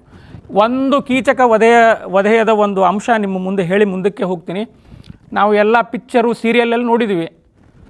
ಅರ್ಜುನ ಏನೋ ಮೃದಂಗ ಬಾರಿಸೋದಂತೆ, ಅವನು ಕೀಚಕ ಬರೋದಂತೆ, ಇವನು ಭೀಮಸೇನ ದ್ರೌಪದಿಯ ವೇಷ ಹಾಕಿ ಕೂತಿರ್ತಾನೆ. ಹಾಗೆ ಮಹಾಭಾರತದಲ್ಲಿ ಇಲ್ಲ. ಆ ಒಂದು ಜಾಗಕ್ಕೆ ಕರೆಸಿದ್ರು, ದ್ರೌಪದಿ ಹೇಳಿದ್ಲು ಕೀಚಕನನ್ನು ಕರೆದುಕೊಂಡು ಕೀಚಕಗೆ ಬರಲಿಕ್ಕೆ. ಅಲ್ಲಿ ಹೋದಾಗ ಭೀಮಸೇನ ಇದ್ದ, ಒಂದೇ ಮುಷ್ಟಿ ಪ್ರಹಾರ ಮಾಡಿದ ಅಂತೆ ಕೀಚಕನ ಮೇಲೆ. ಒಂದೇ ಮುಷ್ಟಿ ಪ್ರಹಾರ ಮಾಡಿ ಅವನ ತಲೆ, ಕಾಲು, ಕೈ ಏನಿದೆ ಅಲ್ಲಿ ಎಲ್ಲ ಹೊಟ್ಟೆ ಒಳಗೆ ಹಾಕಿ ಒಂದು ಫುಟ್ಬಾಲ್ ಥರ ಮಾಡಿ ಒಂದು ಮಾಂಸದ ಮುದ್ದೆಯಾಗಿ ಮಾಡಿಬಿಟ್ಟ ಅಂತ, ಒಂದೇ ಏಟಿನಲ್ಲಿ. ಆ ಪಿಕ್ಚರಲ್ಲಿ ಅಥವಾ ಸೀರಿಯಲಲ್ಲಿ ಒಂದು 15 ನಿಮಿಷ ಅದನ್ನು ಎಳಿತಾರೆ ಸ್ಟೋರಿ. ಅದು ಶುದ್ಧ ತಪ್ಪು. ಮಹಾಭಾರತದಲ್ಲಿ ಆ ಕಥೆ ಇಲ್ಲ. ಒಂದೇ ಮುಷ್ಟಿ ಪ್ರಹಾರ ಮಾಡಿದ ಅಂತ ಭಾರತ ಹೇಳುತ್ತೆ. ಕೀಚಕನಿಂದ ಬಿಡುಗಡೆ ಆಯಿತು. ಮತ್ತು ಇನ್ನೇನು ಎಲ್ಲ ರಾಕ್ಷಸರ ಸಂಹಾರ, ಪ್ರಾಯ ಕುರುಕ್ಷೇತ್ರ ಯುದ್ಧಕ್ಕೆ ಮುಂಚೆ ಏನೇನು ರಾಕ್ಷಸರ ಸಂಹಾರ ಆಗಬೇಕಾಗಿತ್ತು ಎಲ್ಲ ರಾಕ್ಷಸರ ಸಂಹಾರ ಮಾಡಿದ. ಆಮೇಲೆ ಅದು ಕೃಷ್ಣನ ದರ್ಶನ ಅವಾಗವಾಗ ಆಗ್ತಾ ಇತ್ತು. ಕೃಷ್ಣ ಅಲ್ಲಿಗೆ ವಿರಾಟ್ ನಗರಕ್ಕೂ ಬಂದು ಕೊನೆಗೆ ಅವರ ಕೀಚಕನ ವಧೆ ಆದ ಮೇಲೆ ಕೃಷ್ಣನು ಬಂದು ಅವರಿಗೆ ಆಶೀರ್ವಾದ ಮಾಡಿದ. ಕೃಷ್ಣ ಸಂಧಾನಕ್ಕೆ ಹೋದ. ಸಂಧಾನ ವಿಫಲವಾಯಿತು. ಕುರುಕ್ಷೇತ್ರ ಘೋರವಾದ ಯುದ್ಧ ಆಯಿತು. ಇಲ್ಲಿ ಇನ್ನೊಂದು ಮಾತು, ಒಂದು ರಾಜಸೂಯ ಯಾಗದ ಮಾತು ಬರುತ್ತಿಲ್ಲಿ. ಮಹಾಗದಂ ಚಂಡ ರಣಂ ಪೃಥಿವ್ಯಾಂ ಬಾರ್ಹದ್ರತಂ ಮಂಕ್ಷು ನಿರಸ್ಯ ವೀರ ಅಂತಂದರೆ ನಾನು ಯಾವುದೂ ಕ್ರೊನೊಲಾಜಿಕಲಿ ಹೇಳ್ತಾ ಇಲ್ಲ. ಹೇಗೆ ನಾರಾಯಣ ಪಂಡಿತಾಚಾರ್ಯರು ಶ್ಲೋಕವನ್ನು ಅವರು ಹೆಣದ ನಮ್ಮ ಮುಂದೆ ಇಟ್ಟಿದ್ದಾರೆ ಅದರ ಪ್ರಕಾರ ಹೋಗ್ತಾ ಇದ್ದೀನಿ. ನಾರಾಯಣ ಪಂಡಿತಾಚಾರ್ಯರೇ ನೆನ್ನೆ ಹೇಳಿದ್ರು ಅವರು, ಅಂತಂದರೆ ನಾನು ಮಂದಬುದ್ಧಿ ಇದ್ದೇನೆ, ನಾನು ಈ ವಾಯುತತ್ವವನ್ನು ನಾನು ಸೆರೆ ಹಿಡಿಲಿಕ್ಕೆ ನನ್ನ ಕಡೆಯಿಂದ ಆಗಲ್ಲ, ಆದರೂ ಕೂಡ ಯಥಾಶಕ್ತಿ ನನಗೆ ಹೇಗೆ ಬರುತ್ತೆ ಹಾಗೆ ನಾನು ಹೇಳಿಕೊಂಡು ಹೋಗ್ತೇನೆ ಅಂತ ಅವರೇ ಹೇಳಿದ್ದಾರೆ. ಹಾಗೆ ನಾನು ಕ್ರೊನೊಲಾಜಿಕಲಿ ಹೋಗ್ತಾ ಇಲ್ಲ. ದಯವಿಟ್ಟು ಯಾರೂ ಕನ್ಫ್ಯೂಷನ್ ಆಗೋದು ಬೇಡ. ಇದು ಹೇಗೆ ಅವರು ಶ್ಲೋಕಗಳು ಬಂದಿದೆ ಹಾಗೆ ಹೋಗ್ತಾ ಇದ್ದೀನಿ ನಾನು. ಇಲ್ಲಿ ರಾಜಸೂಯ ಯಾಗದ ಕಥೆ ಬಂತು. ರಾಜಸೂಯ ಯಾಗ ಧರ್ಮರಾಜ ಮಾಡಬೇಕು ಅಂತ ಹೇಳಿದಾಗ ಕೃಷ್ಣ ಹೇಳ್ತಾನೆ, ಅಲ್ಲ ರಾಜಸೂಯ ಯಾಗ ಮಾಡು, ಆದರೆ ಜರಾಸಂಧನಿಂದ ಕಪ್ಪು ತಂದು ರಾಜಸೂಯ ಯಾಗ ಮಾಡಬೇಕು ಅಂತ ಹೇಳ್ತಾನೆ. ಆಗ ಇಲ್ಲಿ ನೋಡಿ ಬಹಳ ಅದ್ಭುತವಾದಂಥ ಶಬ್ದ ನಾರಾಯಣ ಪಂಡಿತಾಚಾರ್ಯರು ಪ್ರಯೋಗ ಮಾಡ್ತಾರೆ. ಬಾರ್ಹದ್ರಥಂ ಅಂತಂದರೆ ಬೃಹತ್ತುಳ್ಳಾದ ಬೃಹತ್ತುಳ್ಳಾದ ಪಡೆ ಅಂತಂದರೆ ಸಾಕಷ್ಟು ರಾಜರುಗಳಿಂದ ಭೀಮಾರ್ಜುನರು ಕಪ್ಪ ತಂದರು. ಬಾರ್ಹದ್ರಥ ಅಂತಂದರೆ ಇವನು ಬೃಹದ್ರಥ ರಾಜನ ಮಗ ಜರಾಸಂಧ ಅಂತ ಅರ್ಥ. ಇಲ್ಲಿ ಒಂದೇ ಒಂದು ಶಬ್ದದಲ್ಲಿ ಅವರು ನಾರಾಯಣ ಪಂಡಿತಾಚಾರ್ಯರು ಅನೇಕ ಕಥೆಗಳನ್ನು ಅವರು ಹೆಣಿತಾರೆ ನೋಡಿ. ಇದೇ ಶ್ಲೇಷಭಂಗಿ. ಆಮೇಲೆ ಅಲ್ಲಿ ಜರಾಸಂಧನ ವಧೆ ಆಯಿತು. ಜರಾಸಂಧನ ವಧೆ ಆಗಿ ಆಮೇಲೆ ಮುಂದೆ ಅಲ್ಲಿ ಕಪ್ಪ ತಂದು ರಾಜಸೂಯ ಯಾಗ ಮಾಡಿದ. ಇಲ್ಲಿ ನೋಡಬೇಕು, ಇಲ್ಲಿ ಜರಾಸಂಧ ಕಂಸನ ವಧೆ ಕೃಷ್ಣ ಮಾಡಿದ್ದ. ಜರಾಸಂಧ ಕಂಸನ ಅಳೆಯ ಅಂತಂದರೆ ಜರಾಸಂಧ ಮಾವ ಕಂಸನಿಗೆ. ಜರಾಸಂಧನ ಮಕ್ಕಳು ಆಸ್ತಿ ಪ್ರಾಸ್ತಿ ಅಂತ ಇಬ್ಬರಿದ್ದರು. ಅವರಿಗೆ ಕಂಸನಿಗೆ ಕೊಟ್ಟು ಮದುವೆ ಮಾಡಿದ್ದ. ಅವನು ಕಂಸನ ಹೆಂಡಂದಿರು ಆಸ್ತಿ ಪ್ರಾಸ್ತಿ ಜರಾಸಂಧನ ಮುಂದೆ ಬಂದು ಹೇಳ್ಕೊಂಡಿದ್ರು, ನಾವು ಕೃಷ್ಣನಿಂದ ವಿಧಿವೇಯರಾದೆವು ಅಂತ ಹೇಳ್ಕೊಂಡಿದ್ರು ಅವರು. ನೋಡಿ, ಮಾವ ಅಳೆಯ ಸೇರಿ ಇಡೀ ದೇಶವನ್ನು ಕಬಳಿಸಬೇಕು ಅಂತ ಇತ್ತು. ಅಂತಂದರೆ ಅದು ಆಗಲೂ ಇದೆ, ಈಗಲೂ ಇದೆ. ಈಗೂ ಮಾವ ಅಳೆಯ ಸೇರಿ ಕೆಲವೊಂದು ಬ್ಯಾಂಕ್ಗಳನ್ನು ಮುಳುಗಿಸ್ತಾರೆ, ಕೆಲವೊಂದು ಆರ್ಗನೈಸೇಷನ್ಗಳನ್ನು ಮುಳುಗಿಸ್ತಾರೆ. ಇದು ಅನೂಚಾನವಾಗಿ ಬರ್ತಾನೇ ಇದೆ. ಇದೇನು ಇವತ್ತು ನಿನ್ನೆ ಆಗಿದ್ದಂತಲ್ಲ, ಇದು ಯಾವಾಗಲೂ ನಡೀತಾನೆ ಇರುತ್ತೆ. ಅಂಥವರಿಬ್ಬರು ಮಾವ ಅಳೆಯ ಕಂಸ ಮತ್ತು ಜರಾಸಂಧ ಕಂಸ ಆ ದೇಶವನ್ನು ಮುಳುಗಿಸಬೇಕು ಅನ್ನೋ ಪ್ರಯತ್ನದಲ್ಲಿ ಇದ್ದಾಗ ಕೃಷ್ಣ ಮತ್ತು ಭೀಮ ಕಂಸ ಮತ್ತು ಜರಾಸಂಧನ ಸಂಹಾರ ಮಾಡಿದರು. ಆಮೇಲೆ ಇನ್ನೊಂದು ಇದು ಕೃಷ್ಣ ಹೇಳಿದೆ ನಾನು, ಸಂಧಾನಕ್ಕೆ ಹೋದಾಗ ಆಗಲಿಲ್ಲ, ಸಂಧಾನ ವಿಫಲವಾಯಿತು ಅಂತ. ಇನ್ನೊಂದು ಕಥೆ ನಮಗೆ ನಾರಾಯಣ ಪಂಡಿತಾಚಾರ್ಯರು ಹೇಳ್ತಾರೆ. ಇದು ಮಹಾಭಾರತದಲ್ಲಿ ಅಷ್ಟು ಸ್ಪಷ್ಟವಾಗಿಲ್ಲ. ಇಲ್ಲೇನಾಯಿತು ಅಂತಂದರೆ, ದ್ರೌಪದಿ ಒಂದು ದಿನ ನನಗೆ ಹೂ ಬೇಕು ಅಂತ ಕೂತಲು. ಹೂ ಬೇಕು ಅಂತ ಕೂತಾಗ ಭೀಮಸೇನ ಏನು ಮಾಡ್ತಾನಂತಂದರೆ, ಯಾಕೆ ಮುಖ್ಯವಾಗಿ ಹೇಳಬೇಕು ಅಂತಂದರೆ ಇದು ಯಾಕೆ ದ್ರೌಪದಿ ಹೇಳಿದ್ಲು ಅಂತಂದರೆ, ವಾಯುವಿನ 3ನೇ ಅವತಾರಕ್ಕೆ ಇದು ನಾಂದಿ ಹಾಡುತ್ತೆ. ಇದು ಈ ಒಂದು ಕಥೆ ಅಥವಾ ಈ ಒಂದು ಇನ್ಸಿಡೆಂಟು. ಹೂ ಬೇಕು ಅಂತ ಭೀಮಸೇನನಿಗೆ ಹೇಳ್ತಾಳೆ, ಸೌಗಂಧಿಕಾ ಪುಷ್ಪ ಹೂವು.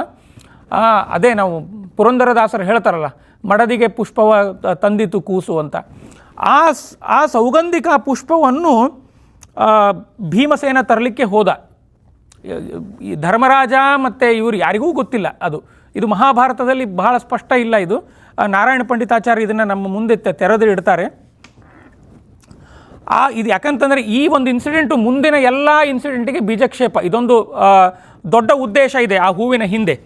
ಹೂ ತರಲಿಕ್ಕೆ ಹೋಗ್ತಾನೆ ಭೀಮಸೇನ. ಅದು ಎಲ್ಲಿದೆ ಅಂತಂದರೆ ಈಗಲೂ ಕೂಡ ಅದು ವ್ಯಾಲಿ ಆಫ್ ಫ್ಲವರ್ಸ್ ಅಂತ ಒಂದು ಭಿಂದರ್ ವ್ಯಾಲಿ ಅಂತ ಒಂದು ಬರುತ್ತೆ, ಹಿಮಾಲಯದ ಒಂದು ತಪ್ಪಲಿನಲ್ಲಿದೆ. ಇನ್ನು ಅಲ್ಲಿ ಅನೇಕ rarest of the rarest flowers ಇದೆ ಅಲ್ಲಿ. ಇವತ್ತಿನವರೆಗೂ ಆ ಹೂವು ಕಿತ್ತಿ ಯಾರೂ ತಂದವರಿಲ್ಲ. ಸುಮಾರು ಒಂದು 30-40 ವರ್ಷ ಹಿಂದೆ ಒಂದು ಈ ಒಬ್ಬರು BBC ಫೋಟೋ ಜರ್ನಲಿಸ್ಟ್ ಅವರು ಕೂಡ ಅಲ್ಲಿ ಹೋಗಿದ್ದರು. ಆ ಹೂವು ತಂದು ಅದನ್ನು ಫೋಟೋ ತೆಗೆದುಬಿಟ್ಟು ಅದು ಪ್ಯೂಲಿಟ್ಜರ್ ಪ್ರೈಸ್ ಅಂತ ಒಂದು ಏನೋ ಬರುತ್ತೆ, ರೇರೆಸ್ಟ್ ಫೋಟೋ ತೆಗೆದ್ರೆ, ಅದಕ್ಕೋಸ್ಕರ ಆ ಬ್ರಿಟಿಷ್ ಮಹಿಳೆ ಕೂಡ, ಆ ಬ್ರಿಟಿಷ್ ಜರ್ನಲಿಸ್ಟ್ ಕೂಡ ಪ್ರಯತ್ನ ಮಾಡಿದ್ಲು. ಅವಳು ಹೂ ಕಿತ್ತಬೇಕಾದ್ರೆ ಅವಳು ಎಲ್ಲೋ ಕಾಲು ಜಾರಿ ಬಿದ್ದು ಸತ್ಲವಳು. ಅಂತಹ ಒಂದು ಇದು ಬಿಂದರ್ ವ್ಯಾಲಿ ಆಫ್ ಫ್ಲವರ್ಸ್ ಈಗಲೂ ಇದೆ, ಹಿಮಾಲಯದ ಒಂದು ತಪ್ಪಲಿನಲ್ಲಿದೆ. ಅಲ್ಲಿ ಮೊದಲಿಗೆ ಅಲ್ಲಿಂದ ಹೂ ತಂದವನೇ ಭೀಮಸೇನ. ಅಲ್ಲಿ ಭೀಮಸೇನ ಆ ಕ್ರೋಧವಶ ಅಂತಂದರೆ ಅದು ಕುಬೇರನ ಒಂದು ಸ್ವಾಧೀನಕ್ಕೆ ಒಳಗಾಗಿತ್ತು. ಅದು ವ್ಯಾಲಿ ಆಫ್ ಫ್ಲವರ್ಸ್. ಅಲ್ಲಿ ಕ್ರೋಧವಶರು ಅಂತ ಒಂದು ರಾಕ್ಷಸ ಗಣ ಆ ಹೂದೋಟವನ್ನು ಕಾಯ್ತಾ ಇತ್ತು. ಭೀಮಸೇನ ಹೋಗಿ ಭೀಮಸೇನ ಮತ್ತು ಅವು ಕ್ರೋಧವಶರ ಜೊತೆ ಮೊದಲು ವಾಗ್ಯುದ್ಧ ಆಗತ್ತೆ. ವಾಗ್ಯುದ್ಧದಲ್ಲಿ ಅವರು ಭೀಮಸೇನನ್ನು ಗೆಲ್ಲಿಕ್ಕಾಗಲ್ಲ. ಆಗ ಅವರು ಯುದ್ಧಕ್ಕೆ ನಿಲ್ತಾರೆ. ಆಗ ಭೀಮಸೇನ ಏನು ಮಾಡಿದ ಅಂತಂದರೆ ಕೆಲವರನ್ನು ಸಂಹಾರ ಮಾಡಿದ, ಕೆಲವರನ್ನು ಹೊಡೆದು ಅವರಿಗೆ ಅಸಹಾಯಕರನ್ನಾಗಿ ಮಾಡಿಬಿಟ್ಟ. ಅದೇ ಕೆಲವು ಮುಳ್ಳುಗಳನ್ನು ತೆಗೆದ, ಕೆಲವು ಮುಳ್ಳುಗಳನ್ನು ಭೀಮಸೇನ ಹಾಗೆ ಬಿಸಾಡಿ ಹೋಗಿಬಿಟ್ಟ, ಕೆಲವನ್ನು ಹೊಸಿಕಿಬಿಟ್ಟ ಅಂತ ಹೇಳ್ತಾರೆ. ಅಂದರೆ ಅದು ಉಪಮಾನ ಅಲ್ಲಿ ಕೊಡ್ತಾರೆ. ಇದೇ ಮುಂದೆ ಮಧ್ವಾವತಾರಕ್ಕೆ ಕಾರಣ ಆಗುತ್ತೆ. ಈ ಹೂವಿನ ಕಥೆಯೇ ಮಧ್ವಾವತಾರಕ್ಕೆ ಕಾರಣವಾಗುತ್ತೆ. ಕ್ರೋಧವಶ ಅಂತಂದರೆ ಮಾತಿಗೆ ಸಿಟ್ಟು ಬರೋರು. ಈಗೂ ಅನೇಕ ಜನ ಇರ್ತಾರೆ ಕ್ರೋಧವಶರು, ಮಾತಿಗೆ ಸಿಟ್ಟು ಬರ್ತಾರೆ, ಮಾತಿಗೆ ಜಗಳಾಡ್ತಾರೆ, ಅವರೇ ಕ್ರೋಧವಶರು. ಆಗ ಏನು ಮಾಡಿದ ಅಂದ್ರೆ ದ್ರೌಪದಿಗೆ ಪುಷ್ಪವನ್ನು ತಂದು ಕೊಟ್ಟ. 3ನೇ ಅವತಾರಕ್ಕೆ ಬೀಜಕ್ಷೇಪ ಆಯ್ತದು. ಆಮೇಲೆ ಕುರುಕ್ಷೇತ್ರ ಯುದ್ಧ ಆಯಿತು. ಕುರುಕ್ಷೇತ್ರ ಯುದ್ಧ ಆದಾಗ ದ್ರೌಪದಿಯ ಜಡೆಯನ್ನು ಅವನು ಆ ಜಡೆಯ ಬಂಧನದಿಂದ ವಿಮುಕ್ತಿ ಮಾಡಿದ. ಇಲ್ಲಿ ಒಂದು ಅದ್ಭುತವಾದಂತಹ ಮಾತು ನಾರಾಯಣ ಪಂಡಿತಾಚಾರ್ಯ ಹೇಳ್ತಾರೆ ಅಂತಂದರೆ, ಅವರು ಕವಿಗಳು, ಅವರು ಹೇಗೆ ಉಪಮಾನ ಕೊಡ್ತಾರೆ ಅಂತಂದರೆ, ದ್ರೌಪದಿಯ ಜಡೆ ಒಂದು ನಾಗರ ಹಾವಿನಂತೆ ಇತ್ತಂತೆ. ಅವಳ ಜಡೆ ಅಂತಂದರೆ ಅದು ಜಡೆ ನಾಗವೇಣಿ ಅಂತ ಹೆಣ್ಮಕ್ಕಳು ಡಿಸೈನ್ ಮಾಡಿ ಕಟ್ತಾರೆ, ಹೆರಳು. ಹಾಗೆ ಆ ಹೆಡೆ ಮತ್ತು ತಲೆ ಅವಳದು ಹೆಡೆ ಆಗಿತ್ತು, ನಾಗರ ಹಾವು. ಅದಕ್ಕೆ ಹೆಣ್ಣು ಮಕ್ಕಳ ಜೊತೆ ವರ್ತನೆ ಒಂಚೂರು ಇದರಲ್ಲಿರಬೇಕು. ನಾವು ಅದರ ಜೊತೆ ಸರಸ ಆಡಿದರೆ ಅದು ನಮಗೆ ಕಚ್ಚತ್ತೆ ಅನ್ನೋದು ಆ ದ್ರೌಪದಿಯ ಜಡೆಯ ಉಪಮಾನ ಪಂಡಿತಾಚಾರ್ಯರು ಕೊಡ್ತಾರೆ. ಆ ಜಡೆಯಿಂದ ಬಂಧನವನ್ನು ಬಿಡಿಸಿದ ಭೀಮ ಬಿಡಿಸಿ ಆಮೇಲೆ ಏನಾಗುತ್ತೆ ಅಂತಂದರೆ ನಿಮಗೆಲ್ಲ ಗೊತ್ತಿದೆ ಕಥೆ. 18 ದಿನ ಕುರುಕ್ಷೇತ್ರ ಯುದ್ಧ ಆಯಿತು. ನೀವು ಕೇಳ್ಬೋದು, ಏನು ಅರ್ಜುನನಿಗೆ ಕೃಷ್ಣ ಸಾರಥ್ಯ ಇತ್ತು, ಭೀಮನಿಗೆ ಹೇಗೆ ಅಂಥೇಳಿ ಆ ಮನ್ಯ ಸೂಕ್ತದಲ್ಲೇ ಹೇಳ್ತಾರೆ, ಭವಾಮೇ ದಕ್ಷಿಣತಃ ಅಂತ. ನನ್ನ ಹಿಂದೆನೂ ಕೃಷ್ಣ ಇದ್ದ, ಮುಂದೆನೂ ಕೃಷ್ಣ ಇದ್ದ, ಎಡಕ್ಕೆ ಬಲಕ್ಕೆ ಎಲ್ಲ ಕಡೆಯೂ ಕೃಷ್ಣನಾಗೇ ಇದ್ದ. ಅದೇನಾಯಿತು ಅಂತಂದರೆ ಭೀಮಸೇನಿಗೆ ಕಾಣಿಸಿದೆ, ನಮಗೆ ಕಾಣಿಸ್ತಿಲ್ಲ, ಅದೇನೂ ಮಾಡ್ಲಿಕ್ಕೆ ಬರಲ್ಲ. ಹಾಗೆ ಕೃಷ್ಣ ಇದ್ದು ಆ ಕೃಷ್ಣನ ಮಾರ್ಗದರ್ಶನದಲ್ಲಿ ಇದು ಯುದ್ಧ ಆಯಿತು. 18 ದಿನ 18 ಅಕ್ಷೋಹಿಣಿ ಸೈನ್ಯ, ಇದೊಂದು ನರಮೇಧ, ಆ ರಾಕ್ಷಸರ ಯಜ್ಞಕ್ಕೆ ಭೀಮಸೇನನ ಒಂದು ಮುಖ್ಯವಾದಂತಹ ಪಾತ್ರ. ಅದೇ ಕೃಷ್ಣ ಸಂಧಾನಕ್ಕೆ ಹೋಗೋ ಮುಂಚೆ ಹೇಳ್ತಾನೆ, ಆಯಿತು ಇನ್ನೇನು ದುರ್ಯೋಧನನಿಗೆ ಹೇಳಿ ಪ್ರಯೋಜನ ಇಲ್ಲ, ಈ ಸಂಧಾನ ವಿಫಲವಾಗತ್ತೆ, ಅದಕ್ಕೆ ಅಸ್ಮಿನ್ ಯುದ್ಧೇ ಮಹೀಭಾರಂ ಅಂಥೇಳಿ, ನಿನ್ನ ಮೇಲೆ ಒಂದು ದೊಡ್ಡ ಭಾರ ಇದೆಯಪ್ಪ ಭೀಮಸೇನ ಅಂತ ಅವನ ಹೆಗಲೆ ಮೇಲೆ ಕೈ ಹಾಕಿ ಕೃಷ್ಣ ಹೇಳಿದ್ದ ಸಂಧಾನಕ್ಕೆ ಹೋಗೋಕ್ಕಿಂತ ಮುಂಚೆ. ಸಂಧಾನ ವಿಫಲವಾಯಿತು ಮತ್ತು ಯುದ್ಧ ಆಯಿತು 18 ದಿನ. ಆಮೇಲೆ ಏನಾಯ್ತು ಅಂತಂದರೆ ಆ ಧಾರ್ತರಾಷ್ಟ್ರ ಅಂತಂದರೆ ಧೃತರಾಷ್ಟ್ರನ ಮಕ್ಕಳು 100 ಮಂದಿಯನ್ನು ಭೀಮಸೇನ ಸದೆಬಡದ. ಕುರುಕ್ಷೇತ್ರ ಯುದ್ಧದಲ್ಲಿ ದುರ್ಯೋಧನ ಕೆಳಕ್ಕೆ ಉರುಳಿದ, ದುಶ್ಯಾಸನನನ್ನು ಸಂಹಾರ ಮಾಡಿ ಆ ದ್ರೌಪದಿಯ ಜಡೆಬಂಧನವನ್ನು ವಿಮೋಚನೆ ಮಾಡಿದ. ಹೀಗೆ ಭೀಮಸೇನ 107 ವರ್ಷಗಳ ಕಾಲ ಭೂಮಿ ಮೇಲೆ ಇದ್ದ. ಅಂತಂದರೆ ಈ ಯುದ್ಧ ನಡೆದಾಗ ಭೀಮಸೇನಿಗೆ 71 ವರ್ಷ. ನೋಡಿ, ಈಗ 71 ವಯಸ್ಸಾಯಿತು ಅಂತಂದರೆ ಗಂಟೆ ಎತ್ತಲಿಕ್ಕಾಗಲ್ಲ. ಅವನು ಗದಾ ಎತ್ತಿ ಯುದ್ಧ ಮಾಡಿದ್ದ ಭೀಮಸೇನ. ಆಮೇಲೆ ಮುಂದೆ 36 ವರ್ಷಗಳ ಕಾಲ ಧರ್ಮರಾಜನ ಯುವರಾಜನಾಗಿ ಇದ್ದ. 36 ವರ್ಷಗಳ ಕಾಲ ಭೀಮಸೇನ ರಾಜ್ಯಭಾರ ಮಾಡಲಿಲ್ಲ, ಆದರೆ ಯುವರಾಜನಾಗಿ ಇದ್ದ. ಅಂತಂದರೆ ಅವನಿಗೆ ರಾಜ್ಯಭಾರ ಬೇಡ, ಅವನಿಗೆ ಕೃಷ್ಣಾಂಗ್ರಿ ಪಂಕೆ ಹೃಹಭೃಂಗರಾಜಂ ಅಂತ ಮಧ್ವವಿಜಯ ಹೇಳುತ್ತೆ. ಅಂತಂದರೆ ಕೃಷ್ಣನ ಪಾದ ಕಮಲನಲ್ಲೇ ಆಸಕ್ತಿ, ರಾಜ್ಯದಲ್ಲಿ ಅಲ್ಲ ಅವನಿಗೆ ಭೀಮಸೇನದ್ದು. ಹಾಗೆ ಅವನು ರಾಜ್ಯಭಾರ ಮಾಡದೆ ಯುವರಾಜನಾಗಿ 36 ವರ್ಷಗಳ ಕಾಲ ಇದ್ದ. ಅದೇ ನಾರಾಯಣ ಪಂಡಿತಾಚಾರ್ಯರು ಹೇಳ್ತಾರೆ. ಅಂತಂದರೆ ಮುಖ್ಯವಾಗಿ ಹೇಳಬೇಕು ಅಂತಂದರೆ ಇದು ಮಧ್ವವಿಜಯ ಅನ್ನೋದು ಬರೀ ಕಾವ್ಯ ಅಲ್ಲ, ಇದು ಶಾಸ್ತ್ರಕಾವ್ಯ. ಹೇಗೆ ರಾಮಾಯಣ ನಮಗೆ ಕಾವ್ಯಶಾಸ್ತ್ರ ಆಗತ್ತೆ, ಹಾಗೆ ಇದು ಮಧ್ವವಿಜಯ ಇದು ಕೂಡ ಈ ಮಾಡ್ರನ್ ಬಯೋಗ್ರಫಿಯಲ್ಲಿ ಇದು ಬಹಳ ಶಿಖರಪ್ರಾಯವಾಗಿ ನಿಂತುಕೊಂಡು ಬಿಡುತ್ತೆ. ಅನೇಕ ನಾನು ಹೇಳಿದಾಗೆ ಶ್ಲೇಷಭಂಗಿಗಳು, ಉಪಮಾನ, ಒಂದೊಂದು ಶ್ಲೋಕ ಒಂದೊಂದು ಮುತ್ತು ಇದ್ದಾಗೆ. ಆ ಒಂದೊಂದು ಶ್ಲೋಕದಲ್ಲಿ ಅನೇಕ ಕಥೆಗಳನ್ನು ನಾರಾಯಣ ಪಂಡಿತಾಚಾರ್ಯ ನಮ್ಮ ಮುಂದೆ ಇಡ್ತಾರೆ. ಅಂತಂದರೆ ನಾವು ಒಂದೊಂದು ಶ್ಲೋಕವನ್ನೇ ನಾವು 16, 15, 20 ದಿನಗಳಷ್ಟು ವಿಮರ್ಶೆ ಮಾಡ್ತಾ ಕೂಡ್ಬೋದು. ಅಂತಹ ಇದೊಂದು ಪವಿತ್ರವಾದಂತಹ ಮಧ್ವವಿಜಯ ಗ್ರಂಥ. ಆಮೇಲೆ ಮುಂದೆ ಪಾಂಡವರು 36 ವರ್ಷಗಳ ಕಾಲ ಅಭೂತಪೂರ್ವಕವಾಗಿ ರಾಜ್ಯವಾಳಿದರು. ಎಲ್ಲ ಕಡೆಯೂ ವೈಷ್ಣವ ದೀಕ್ಷೆ, ವೈದಿಕ ದೀಕ್ಷೆಯನ್ನು ಪ್ರಚಾರ ಮಾಡಿದರು. ಆಮೇಲೆ ಮುಂದೆ ಪಾಂಡವರು 36ನೇ ಅವು ಅಂತಂದರೆ ಮುಂದೆ 36 ವರ್ಷ ಕೊನೆಗೆ ತಮ್ಮ ಮೊಮ್ಮಗನಾದಂತಹ ಪರೀಕ್ಷಿತ್ ರಾಜನಿಗೆ ಆಡಳಿತವನ್ನು ಕೊಟ್ಟು, ಮತ್ತು ಆ ಕಡೆ ಕೃಷ್ಣನೂ ಅವತಾರ ಸಮಾಪ್ತಿ ಮಾಡಿದ. ಅಲ್ಲಿ ಯಾದವರಲ್ಲಿ ಅನಿರುದ್ಧನ ಮಗ ವಜ್ರ ಅವನಿಗೆ ಆಡಳಿತವನ್ನು ಕೊಟ್ಟು ಪಾಂಡವರು ಅವತಾರ ಸಮಾಪ್ತಿ ಮಾಡಿ ಉತ್ತರಾಪಥಕ್ಕೆ ಹೋದರು. ಅಲ್ಲಿ ಒಂದು ಮಾತು ಹೇಳ್ತಾರೆ, ಯಾದವರು ಮತ್ತು ಪಾಂಡವರು ಅವರು ಇಂಥ ಮೊಮ್ಮಕ್ಕಳರನ್ನು ಭೂಮಿಯ ಭಾರವನ್ನು ಕೊಟ್ಟರು ಅಂತಂದರೆ ಎಲ್ಲ ಅಸುರರ ಹೃದಯದಲ್ಲಿ ಒಂದು ಕಂಪನ ಹುಟ್ಟಿತ್ತಂತೆ. ಅಂತಂದರೆ ಅದೇ ಪಾಂಡವರು, ಅದೇ ಯಾದವರು ಏನು ಒಂದು ರಾಜ್ಯವಾಳಿದರು, ಅವ್ರದ್ದೇನು ಅಡ್ಮಿನಿಸ್ಟ್ರೇಷನ್ ಇತ್ತು, ಅದೇ ಇದರಲ್ಲಿಯೂ ಕೂಡ ಇವರು ಹಾಗೆ ಆಡಳಿತ ಮಾಡಿದರು. ಅಂತಂದರೆ ಮಹಾಭಾರತ ಯುದ್ಧ ಕೊನೆಯ ದಿನ ಯಾವತ್ತು ದುರ್ಯೋಧನ ಭೂಮಿಗೆ ಬಿದ್ದ ಅವತ್ತಿನಿಂದ ಕಲಿಯುಗ ಪ್ರಾರಂಭ ಆಗತ್ತೆ. ಆದರೂ ಕೂಡ ಇವರ ಒಂದು ಆ ಪಾಂಡವರ ಛಾಯೆ ಅಥವಾ ಇನ್ನೂ ಛಾಪ್ ಅಂತ ಏನು ಹೇಳ್ತೀವಿ, ಆ ಛಾಪಿನಲ್ಲಿ ಇವರಿಬ್ಬರು ಪಾಂಡವರ ಮೊಮ್ಮಗ ಪರೀಕ್ಷಿತ್ ರಾಜ ಮತ್ತು ವಜ್ರ ಯಾದವರ ರಾಜ ಅವರು ಕೂಡ ರಾಜ್ಯದಲ್ಲಿ ಕಲಿಯ ಪ್ರವೇಶವೇ ಆಗಲಿಲ್ಲ ಅಂತೆ. ಅಂತಹ ಆ ಕಲಿಯನ್ನು ಅವರು ನಿಯಂತ್ರಣ ಮಾಡ್ತಾ ತಮ್ಮ ರಾಜ್ಯವನ್ನು ಮಾಡಿದರು. ಅಂತಹ ಭೀಮಸೇನ ಕೀರ್ತಿಂ ತ್ರಿಲೋಕ್ಯಂ ಹೃದಯಂ ಮುಕುಂದೆ ಭಜೇ ಪದಂ ಸ್ವಯಂ ಭಜೇ ಪದಂ ಸ ಭೀಮಃ. ಅಂತಂದರೆ ಹೃದಯದಲ್ಲಿ ಭಗವಂತನ ಮುಕುಂದನ ನಾಮಸ್ಮರಣೆ ಮಾಡ್ತಾ ಎಲ್ಲ ಕೆಲಸವೂ ಭಗವಂತನ ಕೆಲಸ ಅಂತ ಹೇಳಿ ಮಾಡ್ತಾ ಆ ಭೀಮಸೇನ ತನ್ನ ಅವತಾರ ಸಮಾಪ್ತಿ ಮಾಡ್ತಾನೆ. ಹಾಗೆ ಇಲ್ಲಿ ಏನಾಯಿತು ಅಂತಂದರೆ ಕೃಷ್ಣ ಮತ್ತು ಭೀಮಸೇನ ಅವತಾರ ಸಮಾಪ್ತಿ ಮಾಡಿದ್ದು ಇಲ್ಲಿಗೆ. ಮಧ್ವವಿಜಯದಲ್ಲಿ ನಾರಾಯಣ ಪಂಡಿತಾಚಾರ್ಯರು ಮಹಾಭಾರತದ ತಾತ್ಪರ್ಯ ಮುಗಿಸ್ತಾರೆ. ಅಂತಂದರೆ ರಾಮಾಯಣ ತಾತ್ಪರ್ಯ ಮತ್ತು ಮಹಾಭಾರತ ತಾತ್ಪರ್ಯ. ಇನ್ನು ಮುಂದೆ ನಾವು ಎಲ್ಲ ಮಧ್ವರ ಕುರಿತು ಕಥೆಗಳನ್ನು ನೋಡೋದು.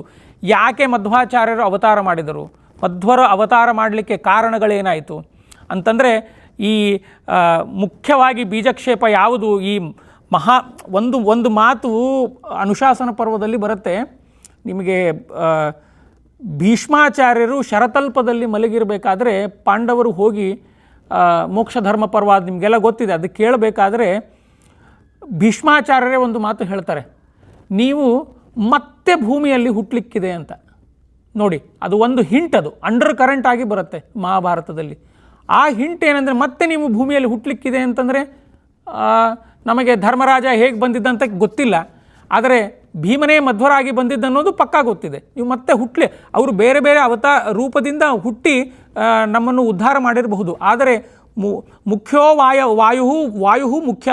ಇಲ್ಲಿ ಭೀಮಸೇನನೇ ಮಧ್ವರಾಗಿ ಬಂದಿದ್ದನ್ನೋದಕ್ಕೆ ಇದೊಂದು ಹಿಂಟ್ ಬರುತ್ತೆ ನಮಗೆ. ಇದೊಂದು ಹಿಂಟು ಇಲ್ಲಿ ಬಂತು. ರಾಮಾಯಣದಲ್ಲಿ ವಾಲ್ಮೀಕಿಗಳು ಅಗಸ್ತ್ಯರ ಬಾಯಿಂದ ಹೇಳಿದರು, ಹನುಮಂತ ಸೂತ್ರಗಳಿಗೆ ಭಾಷ್ಯ ಬರೀತಾನೆ ಅಂತ. ಸಸೂತ್ರ ವೃತ್ತಿಂ ಅಂತ ಹೇಳ್ತಾರೆ. ಸಂಗ್ರಹ ಭಾಷ್ಯ ಬರೀತಾನೆ ಅಂತಂದರೆ ಯಾವಾಗ ಬರೆದ ಆಂಜನೇಯ? ಅವರೇ ಮಧ್ವರಾಗೆ ಬಂದು ಸೂತ್ರಕ್ಕೆ, ಬ್ರಹ್ಮಸೂತ್ರಕ್ಕೆ ಭಾಷ್ಯ ಬರೆದರು. ಅಂದರೆ ಸಂಗ್ರಹ ಭಾಷ್ಯ ಅಂತಂದರೆ ಸರ್ವಶಾಸ್ತ್ರಾರ್ಥ ಸಂಗ್ರಹ, ಅಣುಭಾಷ್ಯ ಅದು ಕೂಡ ಬರೆದು. ಇವು ಎಲ್ಲವೂ ಕೂಡ ಮೂರನೇ ಅವತಾರಕ್ಕೆ ಕೆಲವು ಅಂಡರ್ ಕರೆಂಟ್ ಆಗಿ ನಾವು ಬರ್ತಾ ಇರುತ್ತೆ. ಅವಲೋಕನ ಮಾಡಬೇಕಾದ್ರೆ ನಾವು ಇದನ್ನು ಸ್ವಲ್ಪ ಹೇಳ್ತಾರಲ್ಲ, we have to read between the lines ಅಂತ, ಅದನ್ನು ನಾವು ನೋಡಿ ಗ್ರಂಥಗಳನ್ನು ಅವಲೋಕನ ಮಾಡಬೇಕು. ಇಲ್ಲಿಗೆ ನಾರಾಯಣ ಪಂಡಿತಾಚಾರ್ಯರು ಮಧ್ವವಿಜಯದ 1ನೇ ಸರಗಿನಲ್ಲಿ ಭೀಮನ ಕಥೆ ಮತ್ತು ಕೃಷ್ಣನ ಕಥೆ, ಮಹಾಭಾರತದ ಕಥೆ ಮುಗಿಸ್ತಾರೆ. ಇನ್ನೂ ನಾವು 1ನೇ ಸರಗದಲ್ಲಿದ್ದೀವಿ, ಇನ್ನೂ ಕೆಲವೊಂದು ಶ್ಲೋಕಗಳಿದೆ. ನಾನು ಅದನ್ನು ಹೇಳಿ ಇವತ್ತಿಗೆ ಸಮಾಪ್ತಿ ಮಾಡ್ತೇನೆ. ಇಲ್ಲಿಗೆ ಏನಾಯಿತು ಅಂತಂದರೆ, ಭೀಮಸೇನ ಸೌಗಂಧಿಕ ಪುಷ್ಪವನ್ನು ತರಲಿಕ್ಕೆ ಹೋದಾಗ ಅಲ್ಲಿ ಆ ಕೆಲವು ಕ್ರೋಧವಶ ರಾಕ್ಷಸರ ಜೊತೆ ಯುದ್ಧ ಆಯಿತು ಅಂತ ಹೇಳಿದ್ದೆ. ಆ ರಾಕ್ಷಸ ಗಣದ ಒಬ್ಬ ಮುಖಂಡ ಇದ್ದ, ಮಣಿಮಾನ್ ಅಂತ. ಕೆಲವರು ಸತ್ರು, ಕೆಲವು ಸೋತರು. ಅದು ಏನಾಗತ್ತೆ ಅಂತಂದರೆ, ಈ ದುಷ್ಟಶಕ್ತಿಗಳಿಗೆ, ಆಸುರಿ ಶಕ್ತಿಗಳಿಗೆ ಎಷ್ಟು ಸೋಲ್ತಾರೆ ಅಷ್ಟು ಮತ್ತೆ ಯುದ್ಧ ಕಾಯಬೇಕು ಅಂತ ಅನಿಸುತ್ತೆ ಅವಕ್ಕೆ. ಅದು ಯಾಕಂತಂದರೆ ತಾಮಸ ವೃತ್ತಿ, ಏನೂ ಮಾಡಲಿಕ್ಕಾಗಲ್ಲ. ಈಗ ಸಾತ್ವಿಕರು ಸೋತರೆ ಅವರಿಗೆ ಅದು ಪಾಪ ಪ್ರಜ್ಞೆ ಕಾಡಿ ಅವರು ಅದನ್ನು ಪರಿಮಾರ್ಜನೆ ಮಾಡ್ಕೋತಾರೆ. ಆದರೆ ಈ ದುಷ್ಟಶಕ್ತಿಗಳಿಗೆ ಹಾಗಲ್ಲ. ನಾವು ಎಷ್ಟು ಬಾರಿ ಸೋಲ್ತೀವಿ ಮತ್ತು ಅಷ್ಟು ಬಾರಿ ಯುದ್ಧಕ್ಕೆ ಹೋಗಬೇಕು ಅಂತ ಅನಿಸ್ತಾ ಇರುತ್ತೆ. ಉದಾಹರಣೆಗೆ ದುರ್ಯೋಧನ, ಅನೇಕ ಬಾರಿ ದುರ್ಯೋಧನ ಸೋತ ತನ್ನ ಜೀವನದಲ್ಲಿ. ಆದರೂ ಕೂಡ ಅವನು ಪಾಂಡವರ ಜೊತೆ ಕತ್ತಿ ಮಸಿತಾನೇ ಇದ್ದ. ಆ ದ್ವೇಷವನ್ನು ಮಸೆದು ಕೊನೆಗೆ ತನ್ನ ಅಧಪಾತಕ್ಕೆ ಅವನೇ ಕಾರಣನಾದ, ಬೇರೆ ಯಾರೂ ಆಗಲಿಲ್ಲ. ಆ ಧಾರ್ತರಾಷ್ಟ್ರ 100 ಮಂದಿ ತಮ್ಮ ಒಂದು ಪ್ರತಿಷ್ಠೆ, ಒಂದು ರಾಗದ್ವೇಷ, ಅದರಿಂದಲೇ ಅವರು ಆ ಕಾರಣದಿಂದ ಅವರು ಅಧಪಾತಕ್ಕಾದರು. ಹಾಗೆ ಇವರು ಏನು ಮಾಡಿದರು ಅಂತಂದರೆ, ಈ ಕ್ರೋಧವಶ ಆಸುರಿ ಶಕ್ತಿ ಏನಾಗತ್ತೆ ಅಂತಂದರೆ, ಇದು ಒಂಥರ ರಕ್ತಬೀಜ ಸಂತಾನ. ಇದು ಯಾವಾಗಲೂ ಇವು ರಾಕ್ಷಸರು ಹುಟ್ಟುತ್ತಾ ಇರ್ತವೆ, ಸಾಯ್ತಾ ಇರ್ತವೆ, ಹುಟ್ಟುತ್ತವೆ, ಸಾಯ್ತವೆ. ಅದಕ್ಕೇನು ಇದು ಒಂದು ಎಂಡಂತ ಇಲ್ಲೇ ಇಲ್ಲ. ಇದು ಅನಾದಿ ಅನಂತ ಕಾಲದಿಂದ ಬಂದಿದೆ. ಆ ಭಗವಂತನ ಸೃಷ್ಟಿಯಲ್ಲೇ ಅದು ಆಗಿದೆ. ಆ ರಾಕ್ಷಸರು ಅಂತಂದರೆ ಸಾತ್ವಿಕರು ಇದ್ದರೆ ತಾಮಸರು ಇದ್ದೇ ಇರ್ತಾರೆ. ಈ ಇದೇ ರೀತಿಯಲ್ಲಿ ಏನಾಯಿತು ಅಂತಂದರೆ, ಇದು ದೇವಗುಹ್ಯ. ಇದು ಏನೂ ಮಾಡಲಿಕ್ಕಾಗಲ್ಲ. ಯಾಕೆಂತಂದ್ರೆ ಈಗ ನೋಡಿ, ಈಗ ಕೆಲವರು ಮಾಡರ್ನ್ ಥಿಂಕರ್ಸ್ ಹೇಳ್ತಾರೆ ಆಲ್ ಆರ್ ಈಕ್ವಲ್ ಅಂತ. ಯಾರೂ ಈಕ್ವಲ್ ಅಲ್ಲ. ಯಾರಂದರೆ ಯಾರ್ಯಾರು ಈಕ್ವಲ್ಸ್ ಅಲ್ಲ. ಇದು ಬಹಳ ವಿಚಿತ್ರವಾದಂತಹ ವಾದ. ಇದು ಆಲ್ ಆರ್ ಈಕ್ವಲ್ ಅಂತಂದರೆ ಇದು ಜನರಿಗೆ ಪ್ಲೀಸ್ ಮಾಡುವಂತಹ ವಾದ. ಅದೇ ಶಾಸ್ತ್ರ ಹೇಳುತ್ತೆ, no 2 leaves of same tree are equal. ಅದು ಬೇರೆ ಬೇರೆ ಇದೆ. ಈಗ ನನ್ನ ಥರ ನನ್ನ ಅಣ್ಣಂದಿರಿಲ್ಲ, ಅಣ್ಣಂದಿರ ಥರ ನಾನಿಲ್ಲ. ಅದು ಹಾಗೆ ಆಲ್ ಆರ್ ಈಕ್ವಲ್ ಅನ್ನೋದು ಇದೊಂದು ಮೋಸ ಮಾಡುವಂತಹ ಮಾತಿದು. ಆಲ್ ಆರ್ ಈಕ್ವಲ್ ಅಂತ ಹೇಳೋದು, ಅವರವರ ಯೋಗ್ಯತೆ ಮೇಲೆ ಅವರವರು ಇದ್ದೇ ಇರ್ತಾರೆ. ಅಂಥವರು ಈ ರಾಕ್ಷಸರು ಮತ್ತೆ ಭೂಮಿ ಮೇಲೆ ಹುಟ್ಟಿ ಬಂದರು. ಅದರಲ್ಲಿ ಆ ಕ್ರೋಧವಶರಲ್ಲಿ ಒಬ್ಬ ಇದ್ದ, ಅವರ ರಿಂಗ್ ಲೀಡರ್, ಅವನು ಮಣಿಮಾನ್. ಅವನು ಶಿವನ ಕುರಿತು ತಪಶ್ಚರ್ಯ ಮಾಡ್ತಾನೆ. ಅದನ್ನು ನಾನು ಮುಂದೆ ಹೇಳ್ತೇನೆ.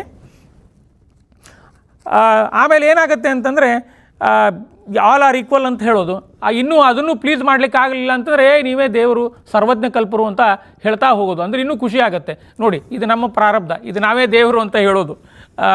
ಈ ಉದಾಹರಣೆಗೆ ಕಂಸ, ಜರಾಸಂಧ, ಇವರಂತಹ ಏತಿಸ್ಟ್ ಬೇಕಾ ಭೂಮಿ ಮೇಲೆ?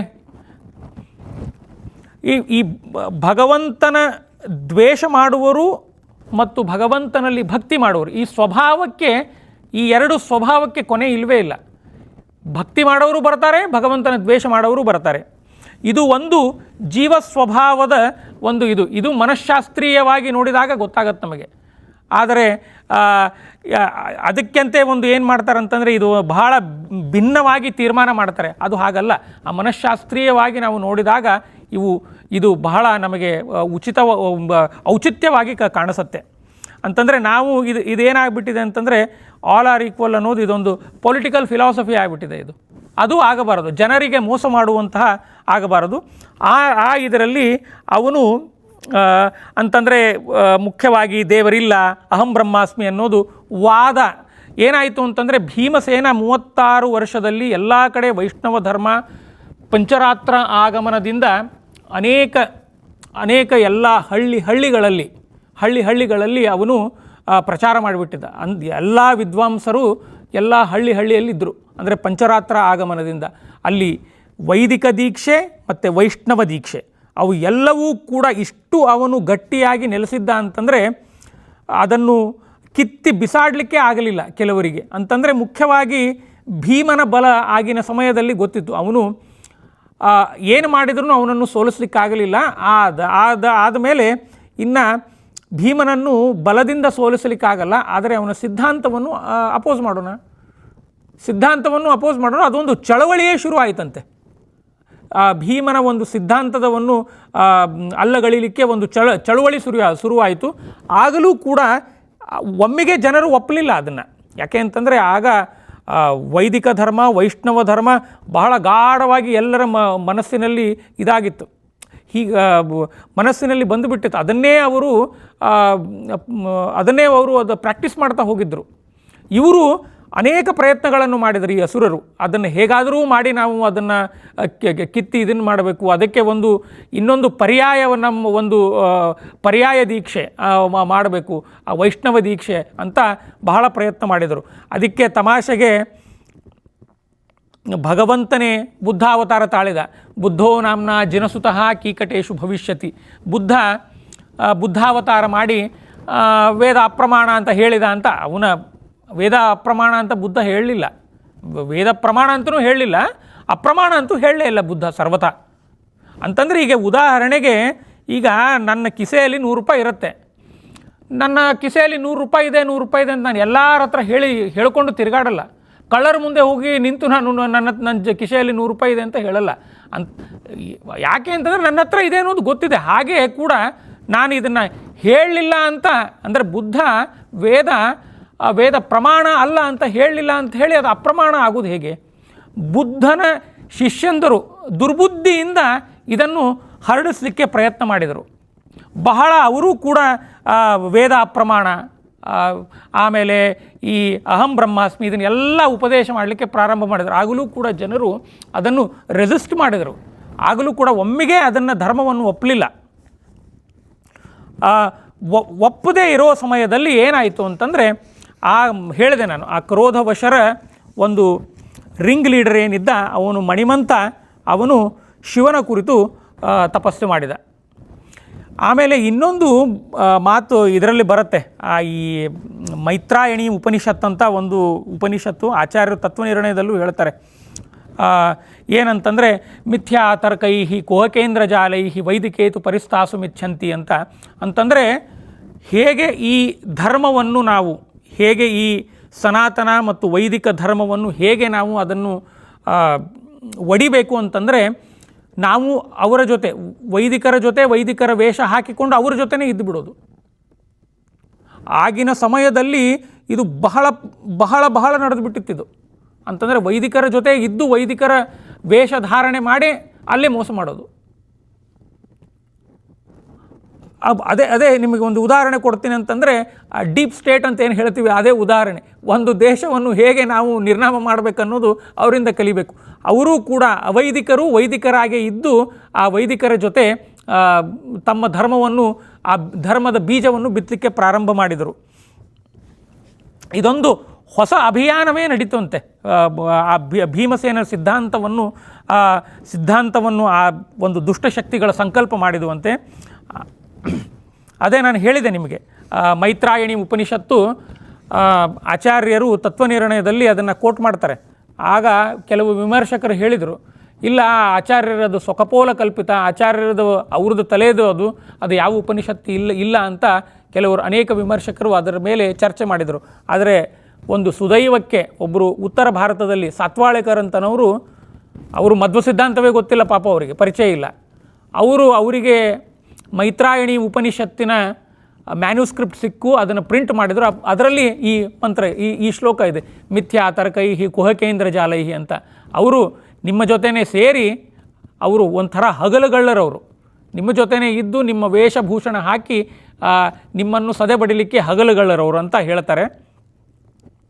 ಆಮೇಲೆ ಮಣಿಮಂತ ಶಿವನ ಕುರಿತು ತಪಶ್ಚರ್ಯ ಮಾಡಿ ಒಬ್ಬ ಬಲಿಷ್ಠನಾದ ನಾಯಕನಾಗಿ ಅದೇ ಮುಂದೆ ಶಾಂಕರರ ಮತ ಬೆಳೆದು ಬಂತು. ಆ ಶಾಂಕರರ ಮತ ಮುಂದೆ ಬೆಳೆದು ಬಂತು. ಅದು ಹೇಗಾಯಿತು, ಆಮೇಲೆ ಅದರ ಮುಂದಿನ ಅದು ಹೇಗೆ ಧರ್ಮಗಳು ಬೇರೆ ಬೇರೆ ಬಿತ್ತರಣೆ ಆಗಿ ಬಂತು ಅಂತ ನಾವು ಮತ್ತೆ ನಾಳೆ ದಿನ ನಾವು ನೋಡಲಿಕ್ಕಿದೆ.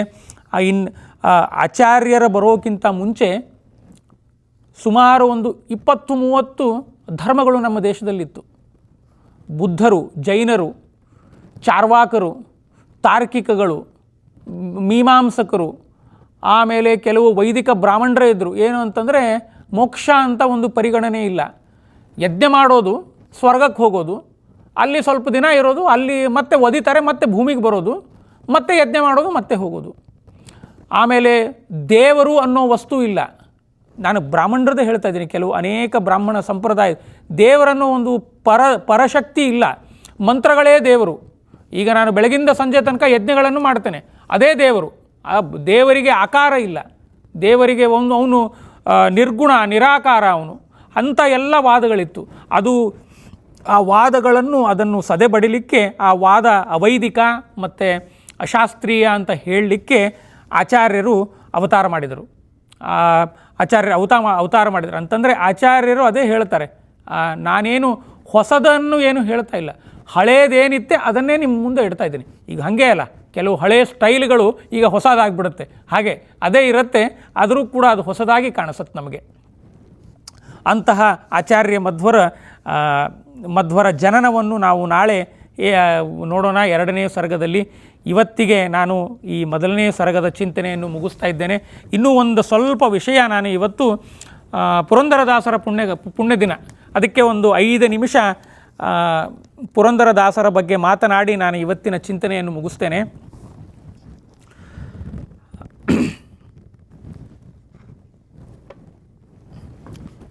ದಾಸರೆಂದರೆ ಪುರಂದರ ದಾಸರಯ್ಯ ಅಂತ ಹೇಳ್ತಾರೆ. ಪುರಂದರದಾಸರ ಕಥೆ ನಿಮಗೆಲ್ಲವೂ ಗೊತ್ತಿದೆ. ಪುರಂದರದಾಸರು ಹೇಗೆ ದಾಸತ್ವವನ್ನು ಸ್ವೀಕಾರ ಮಾಡಿದರು, ಮತ್ತು ಅವರು ನಮ್ಮ ಮನಕುಲಕ್ಕೆ ಏನು ಶಾಶ್ವತವಾದಂತಹ ಸಂದೇಶವನ್ನು ಕೊಟ್ಟರು. ಈ ಜಗತ್ತಿನಲ್ಲಿ ಏನಾಗತ್ತೆ ಅಂತಂದರೆ, ಮನುಷ್ಯನು ಜೀವನ ಪೂರ್ತಿ ಓಡಾಡ್ತಾ ಇರ್ತಾನೆ. ಅವನು ಸುಖಕ್ಕಾಗಿ ಎಲ್ಲೋ ಒಂದು ಕಡೆ ಹೋಗ್ತಾನೆ, ದುಃಖ ಆಗತ್ತೆ. ಅದು ಒಂದು ವಿಷಿಯಸ್ ಸರ್ಕಲ್. ಅದು ಸುಖದ ಹಿಂದೆ ದುಃಖ ಇದೆ, ದುಃಖದ ಹಿಂದೆ ಸುಖ ಇದೆ. ಆದರೆ ಮನುಷ್ಯನಿಗೆ ಅದು ಗೊತ್ತಾಗೋದೇ ಇಲ್ಲ. ಅಂತಂದರೆ ನನಗೆ ಯಾವುದು ಸುಖ ಯಾವುದು ದುಃಖ ಅನ್ನೋದೇ ಗೊತ್ತಾಗಲ್ಲ. ಆ ನಿಟ್ಟಿನಲ್ಲಿ ಕೆಲವು ಪುರಂದರದಾಸರ ಮಾತುಗಳು ಅಥವಾ ಪುರಂದರದಾಸರು ಒಂದು ಏನು ಮಾರಲ್ ನಮಗೆ ಬಿಟ್ಟು ಹೋದರೂ ಅದನ್ನು ನಿಮ್ಮ ಮುಂದೆ ಒಂದು 2-3-4 ಒಂದು ಇಡಲಿಕ್ಕೆ ನಾನು ಪ್ರಯತ್ನ ಮಾಡ್ತೇನೆ. ಪುರಂದರದಾಸರ ಜೀವನವೇ ಒಂದು ಬಹಳ ಅದ್ಭುತ. ಅವರಷ್ಟು ಮಿಸ್ಟಿಕ್ ಎಕ್ಸ್ಪೀರಿಯನ್ಸ್ ಯಾವ ದಾಸರಿಗೂ ಆಗಲಿಲ್ಲ. ಅದು ಒಂದು ಬುಕ್ ಬಂದಿತ್ತು ಇಂಡಿಯಾದಲ್ಲಿ, great saints of Indian philosophy ಅಂತ. ಇದರಲ್ಲಿ ರಾನಡೆ ಅನ್ನೊಬ್ಬರು ಮರಾಠಿ ವ್ಯಕ್ತಿ, ಅವರು ಹೇಳ್ತಾರೆ, ಪುರಂದರದಾಸರಿಗೆ ಆದ ಮಿಸ್ಟಿಕ್ ಎಕ್ಸ್ಪೀರಿಯನ್ಸ್ ಯಾರಿಗೂ ಆಗಲಿಲ್ಲ.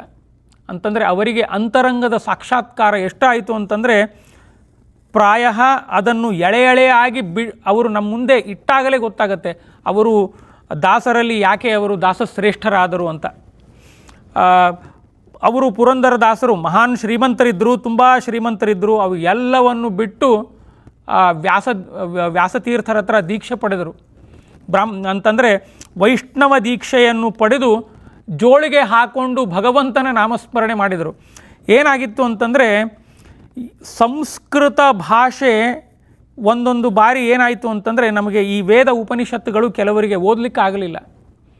ಆಗ ಇವರು ಪುರಂದರದಾಸರು ಅದನ್ನೇ ಕನ್ನಡಕ್ಕೆ ಅನುವಾದ ಮಾಡಿದರು.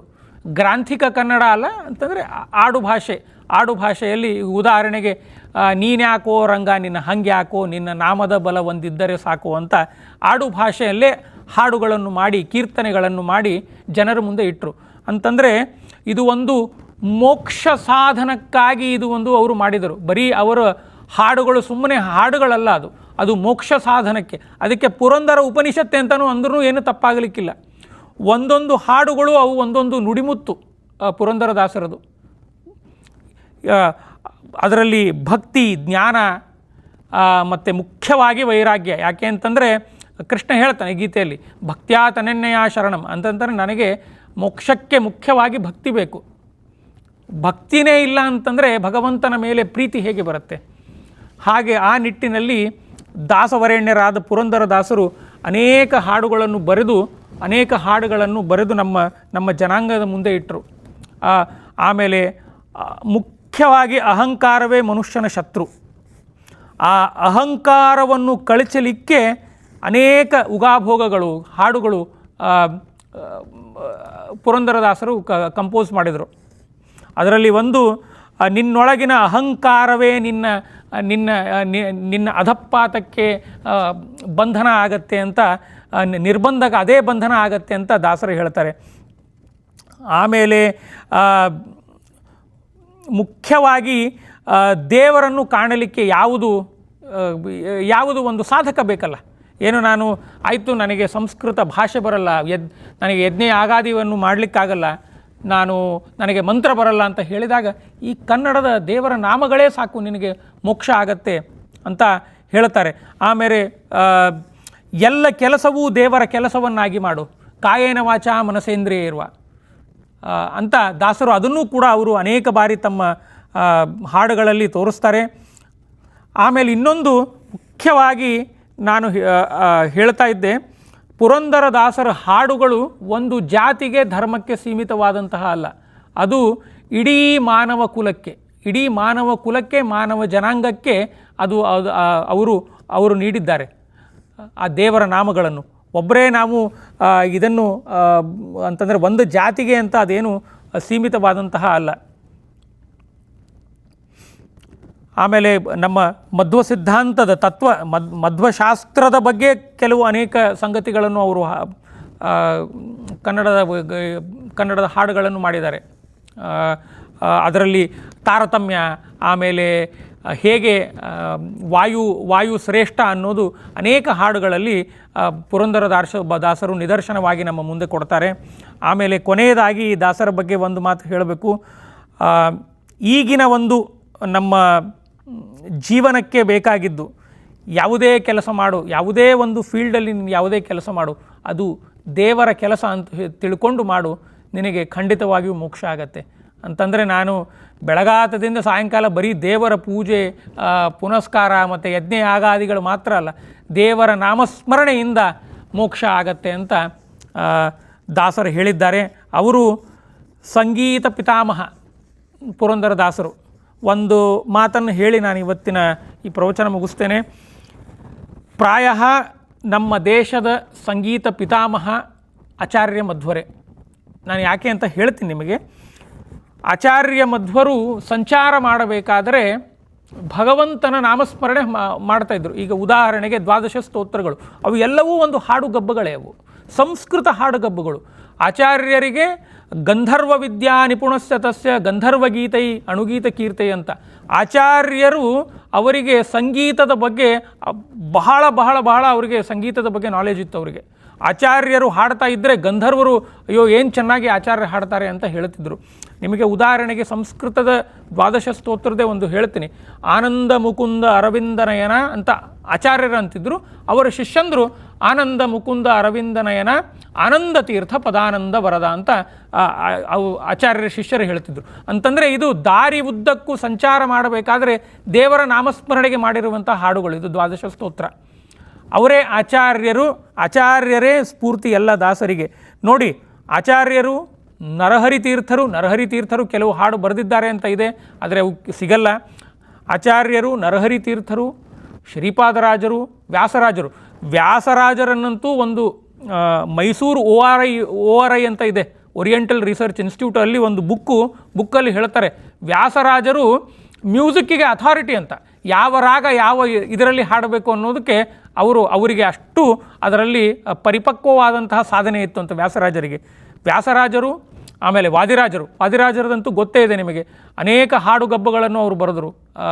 ಕನ್ನಡದಲ್ಲಿ, ತುಳುವಿನಲ್ಲಿ, ಸಂಸ್ಕೃತದಲ್ಲಿ ಅನೇಕ ಹಾಡುಗಬ್ಬಗಳನ್ನು ಬರೆದರು ವಾದಿರಾಜರು. ಆಮೇಲೆ ರಾಘವೇಂದ್ರ ಸ್ವಾಮಿಗಳು ಅವರು ವೀಣಾ ವೆಂಕಣ್ಣನೇ, ಅವರು ವೀಣಾ ಪಂಡಿತರು, ರಾಘವೇಂದ್ರ ಸ್ವಾಮಿಗಳು. ಆಮೇಲೆ ಅನೇಕ ದಾಸರು. ಒಂದು ಆಶ್ಚರ್ಯ ಏನು ಅಂತಂದರೆ, ಈ ಸಂಗೀತ ಪರಂಪರೆಯನ್ನು ಶುರು ಮಾಡಿದ್ದೇ ಮಾಧ್ವರು. ಮಧ್ವಾಚಾರ್ಯ ಹಿಡ್ಕೊಂಡು ದಾಸರವರೆಗೆ ನಾವು ಕಾಣಬಹುದು. ಅದಕ್ಕೆ ಮೂಲ ಇದಕ್ಕೆ ಪುರುಷರು ಅಂತಂದರೆ ಆಚಾರ್ಯ ಮಧ್ವರು. ಹೇಳ್ತಾರೆ ಸಂಗೀತ ಪಿತಾಮಹ ಪುರಂದರದಾಸರು ಅಂತ. ಆಚಾರ್ಯ ಮಧ್ವರು ಎಂಥ ಪಿತಾಮಹ, ಪ್ರಪಿತಾಮಹ, ಎಷ್ಟು ಪ್ರ ಅಂತ ಸೇರಿಸ್ಬೇಕು ನಾವು. ಆ ನಿಟ್ಟಿನಲ್ಲಿ ಆ ಪುರಂದರದಾಸರು ನಮ್ಮ ಜೀವನದ ಎಲ್ಲ ಕಾಮಕ್ರೋಧಾದಿಗಳನ್ನು ಕಳೆದು ಆ ಮೋಕ್ಷಕ್ಕೆ ದಾರಿ ಮಾಡಿ ಕೊಡಬೇಕು ಅಂತ ಆ ಪುರಂದರ ದಾಸರ ಅಂತರ್ಗತರಾದ ಮಧ್ವರು, ಆ ಮಧ್ವರ ಅಂತರ್ಗತನಾದ ಭಗವಂತನಲ್ಲಿ, ಆ ಗೋಪಾಲಕೃಷ್ಣನಲ್ಲಿ ಪ್ರಾರ್ಥನೆ ಮಾಡ್ತಾ ಇವತ್ತಿನ ಈ ಮಧ್ವ ವಿಜಯ ಚಿಂತನ ಮತ್ತು ಪುರಂದರ ದಾಸರ ಬಗ್ಗೆ ಒಂದು ಎರಡು ಮಾತು. ಪುರಂದರ ದಾಸರ ಬಗ್ಗೆ ನಮಗೆ ಮಾತನಾಡಲಿಕ್ಕೆ ಏನೂ ಯೋಗ್ಯತೆ ಇಲ್ಲ. ಯಾಕೆಂತಂದರೆ ಅದೊಂದು ಸಮುದ್ರ ಇದ್ದಾಗೆ ಅವರು ದಾಸರು. ನನ್ನ ಬೊಗಸೆಯಲ್ಲಿ ಎಷ್ಟು ಬರುತ್ತೆ ನೀರು ಅಷ್ಟೇ ನಾನು ಹಿಡಿದು ಅದು ಅರ್ಘ್ಯ ಕೊಡ್ಬೋದು ಅಷ್ಟೇ, ಅದಕ್ಕಿಂತ ಹೆಚ್ಚಿಲ್ಲ. ಕೇವಲ ವಾಕ್ಶುದ್ಧಿಗೋಸ್ಕರ ನಾನು ದಾಸರ ಚಿಂತನೆ ನಿಮ್ಮ ಮುಂದೆ ಇಡಲಿಕ್ಕೆ ಪ್ರಯತ್ನ ಮಾಡಿದೆ. ಅಂತಹ ದಾಸರು ನಮ್ಮನ್ನು ಸಲಹಲಿ, ನಮ್ಮನ್ನು ಉದ್ಧಾರ ಮಾಡಲಿ ಅಂತ ಹೇಳ್ತಾ ಇವತ್ತಿನ ಚಿಂತನೆಯನ್ನು ನಾನು ಮುಗಿಸ್ತಾ ಇದ್ದೇನೆ. ಓಂ ಸ್ವಸ್ತಿ.